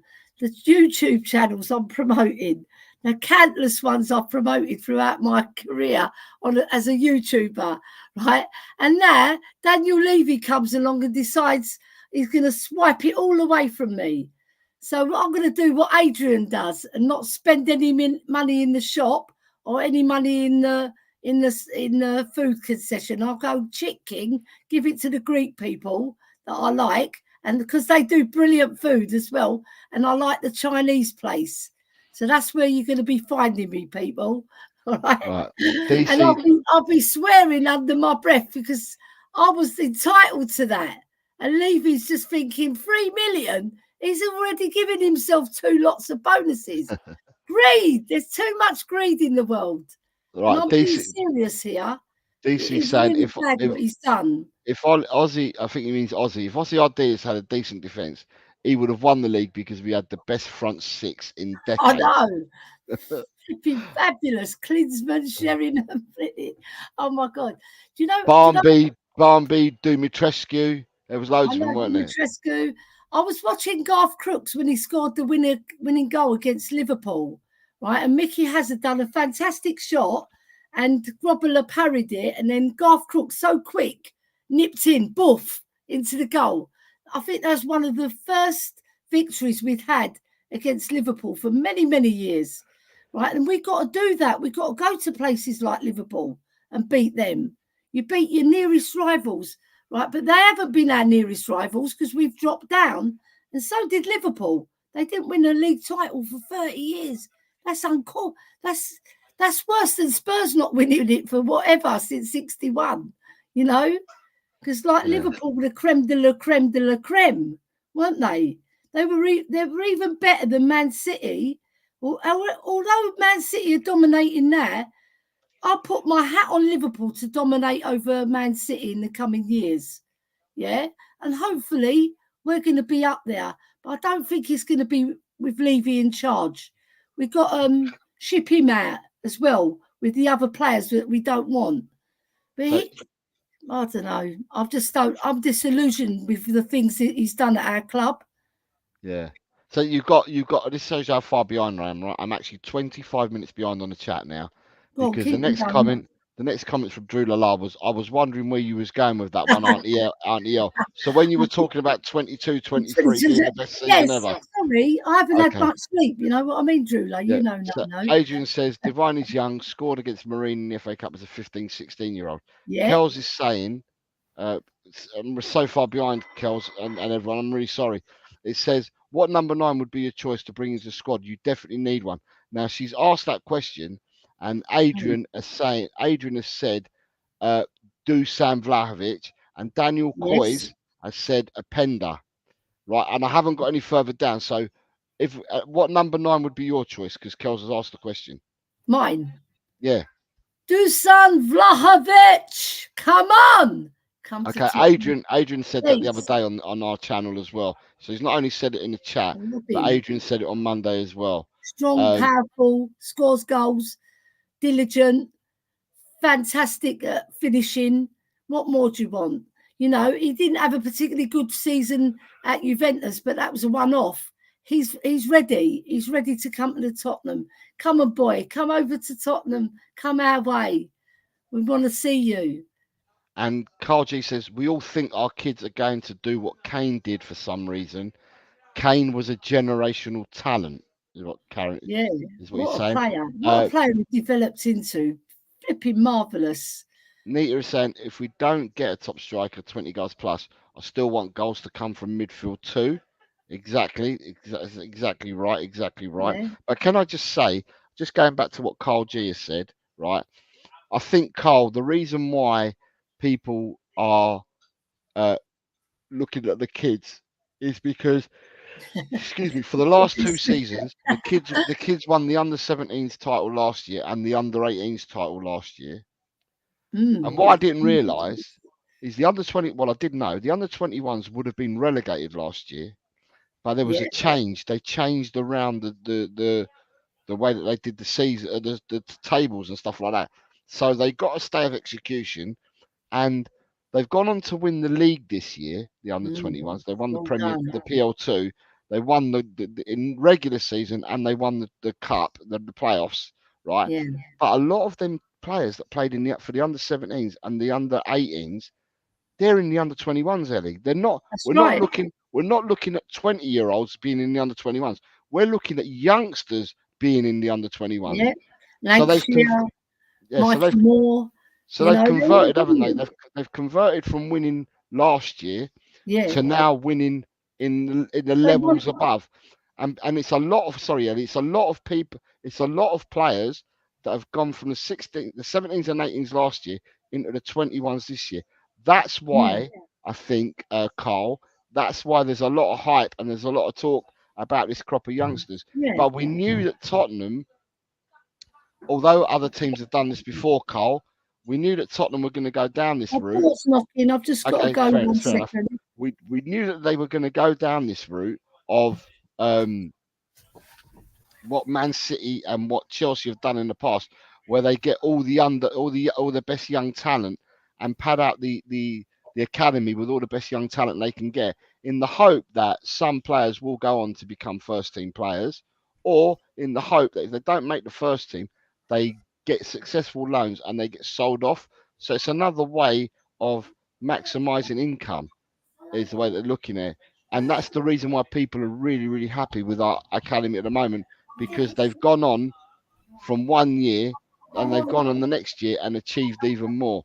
But I do agree that Harry Kane was a generational talent. Daniel Coyes, while she's away, I'm going to catch up with the chat. Leipzig owes a favour for taking Werner for another year, so we should get a deal for a Pender, is Daniel. David Clark says, I'm sick of all the talk about players being adaptable. We need an out-and-out number 9, high-scoring number 9. Not a player who can be a 6 out of 10 every game. They are 2 a penny. Neat is saying, there has to be a gem in our academy. I don't believe that none of them is any good for the first team. And I ain't dreaming. Mickey VDV says, exactly, we need quality beside Son and Maddison. Maddison had Vardy and Barnes beside him at Leicester. Yeah. Hotspur says 99. Jose, just 99 alts to go. Amal, you're at 401 now. Okay, well, I didn't realise. If I am, then come on, let's celebrate. Let's have a party. David Clark says we need Tom to sign players before pre-season tours, else you get the signings who are still fitting in 6 games in the season. Agreement there. Kels is saying Richardson needs to be sold and replaced. He doesn't seem anywhere near good enough for Spurs. David Clark says that Black and Sawyers are miles off the ability required for the Premiership, but that's when I was talking about fullbacks. Nita says Ange has a big job to do. Not only do we need a number of players, Ange still has to find a balance in the team to get top performance on the pitch. Come on, you Spurs. Yeah, support the team, not the regime. David Clark says, trust me, Spurs board to exactly what Levy tells them. David Clark says, you can't name one time in the Lewis Levy era that the board has stood up and gone against the owners. You have to remember that most of the board members and the trust lawyers worked for Tavistock. Yeah. You've got Tony from Early Doors Football says, good evening, Jose. Hope the pair of you are well. Evening in the chat. Well done, Jose, to get over 400 subs. That must mean if there's 2 people saying that, I must have got to 400 then. And if I have, I just checked. Okay. 400 subs. Come on. David Onwards and upwards to 1,000. You can't even get chicken and mushroom pie at the Lane unless it's Balti. Nita says that Sky they Sports. do a vegan pie. They do a vegan pie, and then they do sausage roll at the Grand. Nita says Sky Sports opened up the door. Steve D says, I don't understand yes man narrative, to be honest. He's an employee. If you come out against the boss, it will hinder his future prospects of employment and never ends well. Get it done behind closed doors. And you've got a load of people saying hello to each other. Look who's here, the sheriff. The sheriff is saying big up Jose. Big up Jose and big up Ellie. The country. Well done, Mark. Nice to see you. And it says, don't forget, our under-21s won the Prem 2, not the highest under-21s league. To me, David, a win's a win. A win is a win. True. David Clark says, sorry, but the facts are that Spurs continue to buy foreign youngsters, making podcasters assertions that our youngsters will challenge, and that's not going to happen. Okay. Right. So what I said, David, and I maintain this, Chelsea did this, Man City have done this, Tottenham are late to the party doing this. We're padding out our academy. So Will Lancashire, we bought him for 2.1 million from Sheffield United. So we paid a fee for Will Lancashire. Somerset Bell, we took him from Chelsea. So we're taking players from other clubs. Ashley Phillips, we bought him from Blackburn. So we're taking players from other clubs. We're taking players from other clubs, youngsters. And what we're doing is they're coming from Wigan. Yeah, they're all coming through our academy.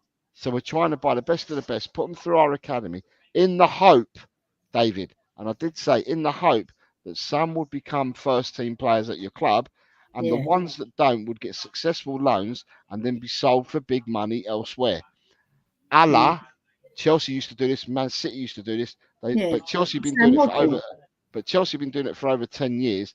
Tottenham have gone down that route now, and we'll see whether it works or not in the future, David. I'm not saying that every player is going to come through the first team. It's just buying the players in the hope that they get into your first team, and if they don't, that they, as I said, that they get successful loans and that they're sold on for big money. Chelsea had the players. Remember when they had Tomori, the striker who escapes my mind now, who played up front.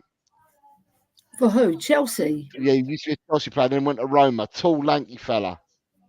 Tammy Abraham. Tammy Abraham. Under Jose. Tomori, Abraham. You got the midfielder that's now at AC Milan. Ruben Loftus-Cheek. All these players played in the academy, and they weren't good enough or deemed good enough for the Chelsea first team. Hudson-Odoi went to Nottingham Forest, didn't he? They've all had successful loan spells elsewhere, and then Chelsea went and made money on them. Yeah. Man City they're brilliant at Chelsea.Unu, the Southampton goalkeeper. You got Trafford, the Burnley goalkeeper. You got Haywood Bellis, who played for Southampton, who was on loan from Man City. You got all these players that Man City have produced, not getting into their first team, go out, successful loans, are sold for big money. Cole Palmer is another one. This is what Tottenham are trying to do, David. So, and Elise was there as well. Elise was at Man City as well. He was at Arsenal first, and then he went to Man City. But what you're trying to do, Ellie, is you're trying to get your pad out, get your best players in your academy. Yeah, of course. If they cannot make your first team, then you're going to sell them on. You want to sell them on with good money, and that's what we're doing. I'm not saying. I'm sorry. I'm not saying they're all going to get in. I never said that, and I won't say that. Yeah. Sorry, go on, Nelly. No, I'm just going to land this point. There's the statistics that say that 3% of all academies only make it. So it's quite low. You'd think, like all the players that come through, but remember, we're packing our teams with foreign players, right? So if we're packing our academies with the foreign players, we've got to be careful in the future of England football teams as well, because we want to produce the English boys as well. And if they're good enough, they're going to make it, regardless if you're English, Scottish, Welsh, Irish or foreign, from any country around Europe or around the world. So, 3% are only going to make it. So it's so bad. I think that's rotten cotton. You know, that only 3% make it. And is it because they're not good enough? Or is it because people just want to buy that flashy signing? You know, like clubs, they have to put the flashy signing in, and then the youngster goes like Mundell. He came out and said it. Didn't get his chance. He was waiting. He was running up and down, like warming up, and then suddenly he's gone. You know, these sort of players, they're not getting their chance. Who's making these decisions that they're not getting into the first team? Right? Because when Ferguson was about, he nurtured that young team and they were fabulous. So why can't another team have that model and bring those youngsters through? Even Chelsea, they do it. Like you said, Jose, they spit out all the ones that they're not quite sure of. They'll put them on loan, then they make big bucks from them. And the ones that make it is 3% still. Because maybe they've got a higher ratio, Chelsea. Maybe they got 7% or 8%. I'd be interested to see the stats on how many of their players make. Chelsea bought the Chelsea went round and scoured the world, and they got the creme de la creme from every continent. Yeah, that's what they did. Hence why at one stage Chelsea had like 67 players in one season. In one season, they had 67 players on loan in one season. Unheard of. Unheard of. 67 players on loan. It's unheard of. And you think Abramovich had passed by Tottenham to buy Tottenham and went and bought Chelsea instead? I'm glad he did in a way, because I wouldn't want that side. You know what? We would have had all the trophies, because we would have, because it would have happened at Spurs, because he probably would have pushed Levy out, and he's the big spider. He's going to rule the roost. Yeah. So it's a shame. But at the same time, I'm thinking I'm glad, but we could have moved on from Levy and got someone better who actually wants to invest in our club as Tottenham Hotspur Football Club, not Tottenham Hotspur Football Business. That's I just don't like it. I just don't like what's happening at our club, and I just think it's rotten. So can I just Mark Cousins is in the chat, right? I just wanted to say to you, Mark, just to let you know, Mark, in the Premiership in the Predictions League, Mark, you ended up in the season. There's 119 players, Mark. I know you didn't start early. You started later than some others. Mark, you finished 17th in the league, Mark. It's bloody good. Out of 119, so you've done really well, Mark. So I just thought I'd let you know, because some other people have asked me today that didn't know, although I did a show on this a couple of weeks ago, but you actually finished 17th. Totspur says, hit the like button and sub to the channel, heading towards 500. Well, it's interesting because I just checked and I've already lost the sub. So I've done really well. So the sub's already gone. But anyway. Was it Daniel Levy's? I don't know. The sub's already gone. And then he says, Jose, 400. No, I was on 401, and then then you told me it was 400. Totspur says, Jose, I told you I'm on it, bro. Subs are increasing. Audio Artisan, 400 subs. Give us a song, Jose. I'm not in the mood to sing at the moment. I've got lots of family around. When I said Sky Sports opened up the door, where did all the billionaires come from, and now have a high interest in football? Yeah, they've always been there, because Danny Blanchflower, I don't know if you guys know Danny Blanchflower, but he was one of the greatest captains Spurs have ever had, an Irishman from Northern Ireland, brilliant, was going to become destined to become Spurs manager, and we appointed Terry Neal instead, which was a big mistake, right? And he said that football's been spoilt by rich men in the 60s in a very poignant interview, and I urge you all to watch it. Just put Danny Blanchflower controversial interview, and you'll see the journalist is pushing his buttons, but Danny Blanchflower saying, proud, the game is about glory, not waiting for the other team to get bored, right? And right, he said that rich men are taking over, and they called him a troublemaker because he spoke up against them, just like Conte did, right? and he lost his job because of it. Danny Blanchflower didn't land the Spurs job because of it, because he spoke up against them. And that's what all clubs have got to do. They've got to challenge their boards, right, so that they can bring success, right? Challenge them to do things to make you successful. The clubs that have been successful, right, all the boards, like Manchester City's board, they're fabulous, right? They've got the money, they've got the kudos, haven't they? They've got the power now, and now they've got the trophies. And what are we left with? Nothing. And we got to change the whole ethos of the club. If we're going to go forward, we've got to scrap it, right? We're trying to do this model, right? But we've got to really look what is important at our club, right? And get players that come in and want to play for Postecoglou. And I'm sure Postecoglou's not a yes man. I don't agree with that. I just think he wants to keep some of the piece, but he's underneath, he's boiling. You can feel it, innit, Jose? You can feel he's boiling, right? And he's come out with quite a lot of statements calling out what's going on behind, right? So Danny Blanchflower did the same.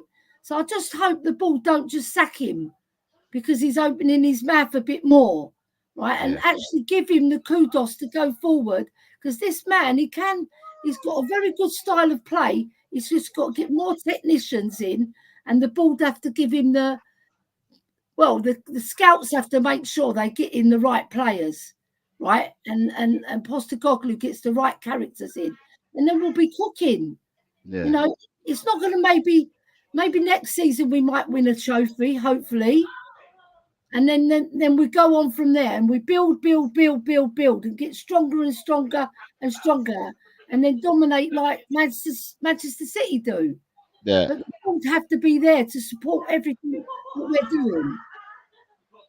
So you've got Stacey's here. Good evening, Stacey. Saying evening to Jose. Good evening, Stacey. Hope you're well. Mark Cousins says 17th. Does that mean I'm not getting Saturday in the morning? No, Mark. What it means, if I have to split, because people have said to me about doing things differently. If I had to split out the predictions league next year, it would mean that you would be playing in the Premiership. If I had to split out the predictions on people's finishing positions, you would be playing in the Premiership. Come on. Nita's also saying Palmer's parents got him out of City. I wonder why. And I'm just looking at some more. David Clark, just before David Clark says, if Spurs were a Formula One team, we would have the fastest car, but driven by a man who has never passed his driving test. Fantastic. That's a good analogy. I'm just looking at Twitter, right? It says, this is just broken from Marca, which is in Spain. Right. At the moment, there is no space financially to register Hansi Flick and his staff at Barcelona. So they've got rid of Xavi, haven't they? Yeah. Right. All the staff have gone. Xavi's now. So Hansi Flick has been appointed, and him and his staff cannot be put through into the club. They can't register them because of their financial issues. So they still need to get rid of players. Because Barcelona are in trouble. Come on, Rafinha. Come on, Rafinha.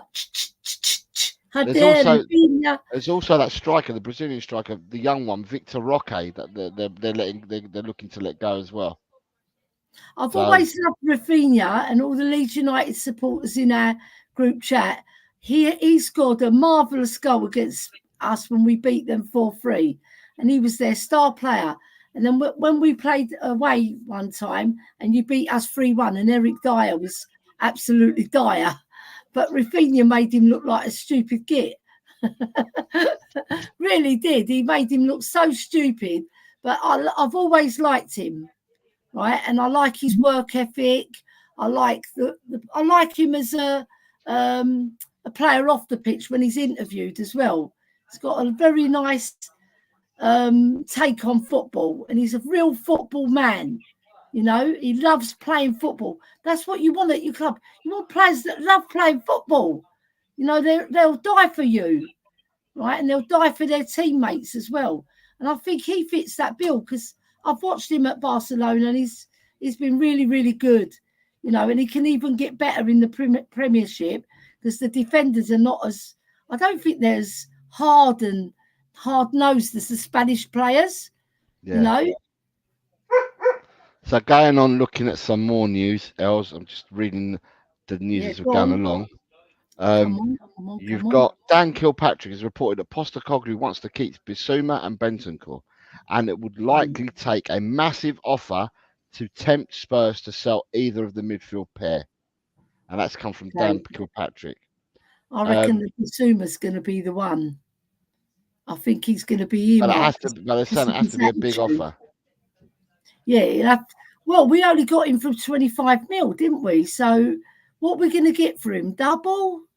Well, I don't think we'll get more than 50 million for Bissouma, probably around the 45, 50 million mark, if that.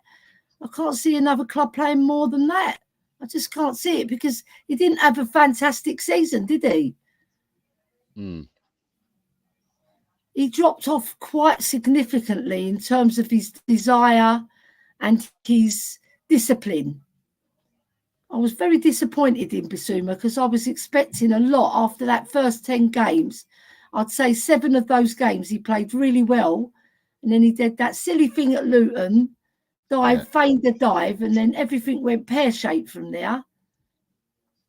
I feel so disappointed. Just trying to see if there's any more.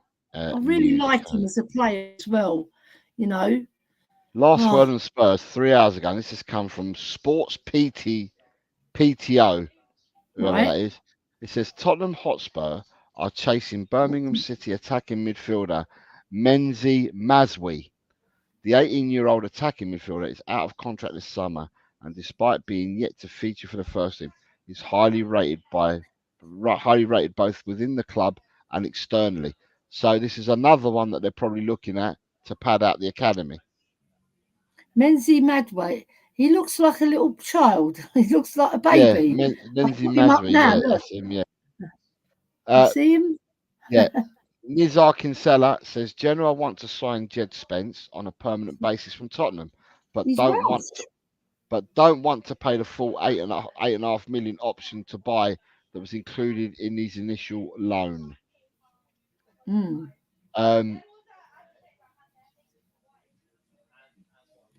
Trying to get some stats up on the boy. I've only got that he played 1 appearance and got 1 goal for the FA Youth Cup. Where's his league? Should have his league.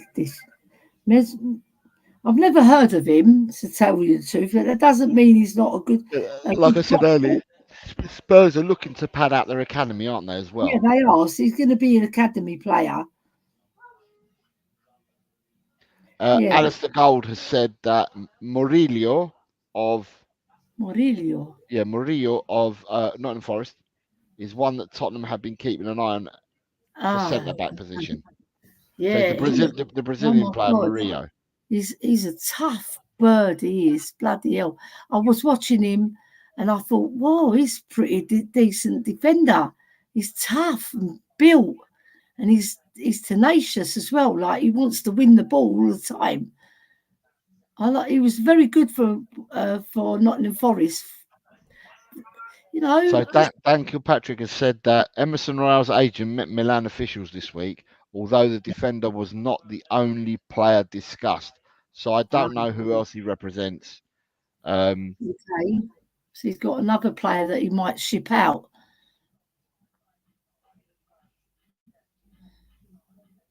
Well, somebody at the club, because bring up David Clark's comment, right? I thought you were frozen there. That one there. One? Sorry, I'm looking. That one. Trust me, Bissouma's going nowhere. Sorry, Ellie.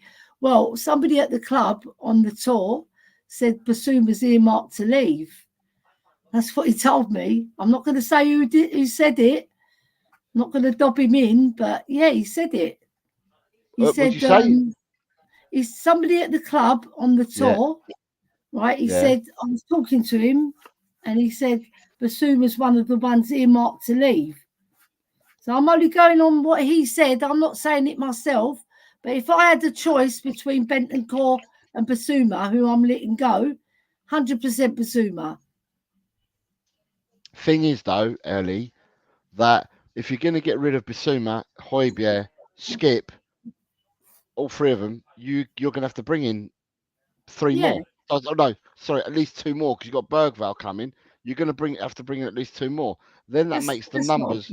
But that makes the numbers what? And 2 forwards and 3 defenders. We're not going to bring 7 players in. Can't get rid of everyone in this window now. We need to. I think Ange Postecoglou might have come to the end of his tether with him, because he kept on dropping him. Well, he played him and then he dropped him, brought in Højbjerg. That didn't work on one game, and then it worked on another when Basuma was on the bench. So I just don't know. I don't know. I just feel this guy who told me this, there must be some substance in it. I don't know. All I can say is what I heard at the club. Yeah. So, is there anything else here? No, it's all about Cuti Romero. The stuff that I saw earlier, and it's not here now. I can't see it. Bloody X does what he wants to do. It goes up and down and all around, and you can bring out Devine and Mikey Moore, and you can do Don Lee in midfield. But it doesn't give you the stuff in order. It doesn't give you the stuff in order. You know, like when you're looking. So when we're looking at the chat, it tells us in order of people's chats. So it's time stamped. On X, it brings you stuff from all over, even 3 days ago. Nothing's in timed order. So Dan Kilpatrick via Standard Sports says Tottenham Hotspur would also listen to suitable offers for squad players such as Manor Solomon, while Ryan Sessegnon is expected to leave Spurs on a free transfer after another injury hit campaign. Yeah. I mean, we've hardly seen Ryan Sessegnon. He's like not been our player. And I think he's only 21, isn't he? Dan Kilpatrick also says on a different post, Pierre-Emile Højbjerg and Giovanni Lo Celso are also expected to move on. Brian Maguire, good evening, Brian, says we should go for Kone, BMG, quality central defensive midfielder. Adrian is saying Eze and Fratesi have recently been mentioned in the media. James is saying Biss is a good player, but sometimes can be lazy. Spurs says that he wishes that we would go for Brathwaite from Everton. David, I wouldn't even say sometimes lazy. He was mostly lazy for the second half of that season. So Mikey Moore says. So Julia says Mikey Moore starts again tonight at 6:30 for the under-17s in the Euro quarterfinals. Who did England get? I don't even know who topped the group because everyone seemed to beat everyone. Well, in the under-17s, you can tell me who topped the group. I'll tell you. Because England won 2 and lost 1. Portugal won 2 and lost 1 because Portugal lost the last game to France 2-1. But England beat France 4-0, Spain 4-1, but they lost to Portugal 4-1. But I don't know how. I know Spain. I think Spain may have lost all 3 games. Yeah. So is there a table? Portugal beat Poland 2-1. Right. Poland. Yeah. Portugal beat Poland 2-1 in the quarterfinals. And no. It's now. The Euro Championships are right now. The Euro Championships. Euros. Under 17s. Under 17. Portugal under 17s. Today they beat Poland 2-1 in the quarterfinals. Yeah, but I'm saying in the group is what I'm saying. Who finished top of the group? It doesn't have the table. Ah, fuck. Okay, fair enough. I can look it up on the other one. Okay, Drula. Sorry, not Drula. James, the Tottenham fan. You can watch England's under-17s on the BBC, the red button or the iPlayer. They're showing the games live, mate.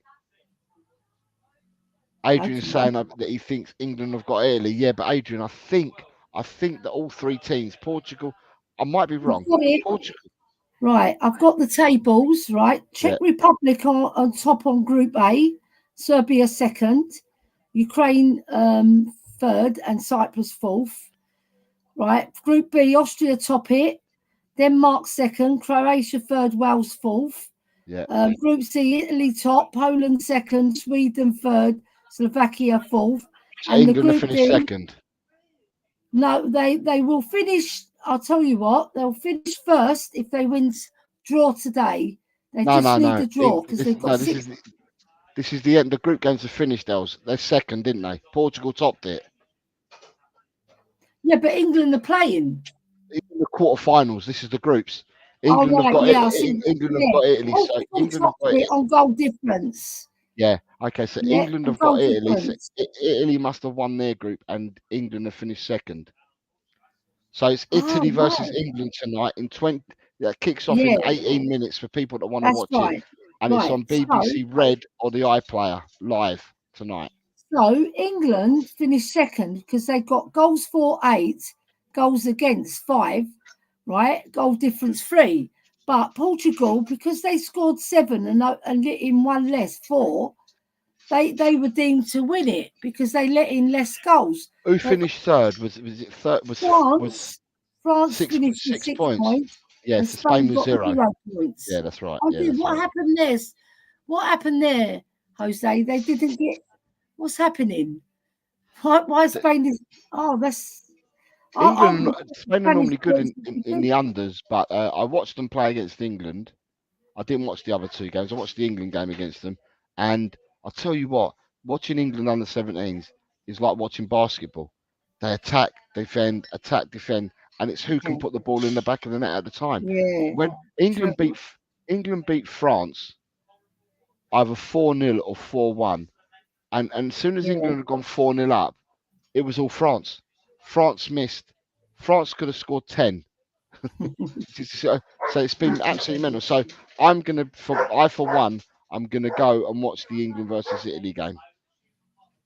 Yeah, it'd be fantastic. Yeah, I'll be watching that as well. That starts in 15 minutes or so. Yeah. Just trying to see if there's anything else on the news here on X before we go. Yeah. I can't see anything else on X as I'm going through. But no doubt tomorrow will bring us even more information and more stuff. But what I will say is, Ellie. Yes, I'm with you. Thank you for coming on the show today. You're welcome, and I enjoy your company, Jose. You're a lovely man. You're Spanish as well, which I'm looking forward to an invite to your home as well, so I can taste some of those churros. Churros. And I'm looking forward to. You know what? I love being on this channel, right? When we have guests, or just it's us two, or me and Chang, myself and Ash. You know, Ash is sort of doing something as well, getting her internet set up. I don't know how far she's got with it. I've got to talk to her about that because she needed a generator and an inverter. And it'll be something. When we have guests like Adrian on, it's fantastic. And then Colin, I think he's currently in Limerick, isn't he? No, Colin's back. Colin landed. Oh, right. He's back in the USA. Colin messaged me to say that he'd got to Evansville. I saw his mum's post because Julie lives in the next bloody boundary. I don't know how far. They're about an hour's drive apart, but there's an hour in difference in time zones as well. So Julie's posted that they're back as well. He sent me a message to saying he's back, and I said great. Yeah. I think he must be catching up with his sleep because he's not messaged me back since, and that was yesterday. Definitely.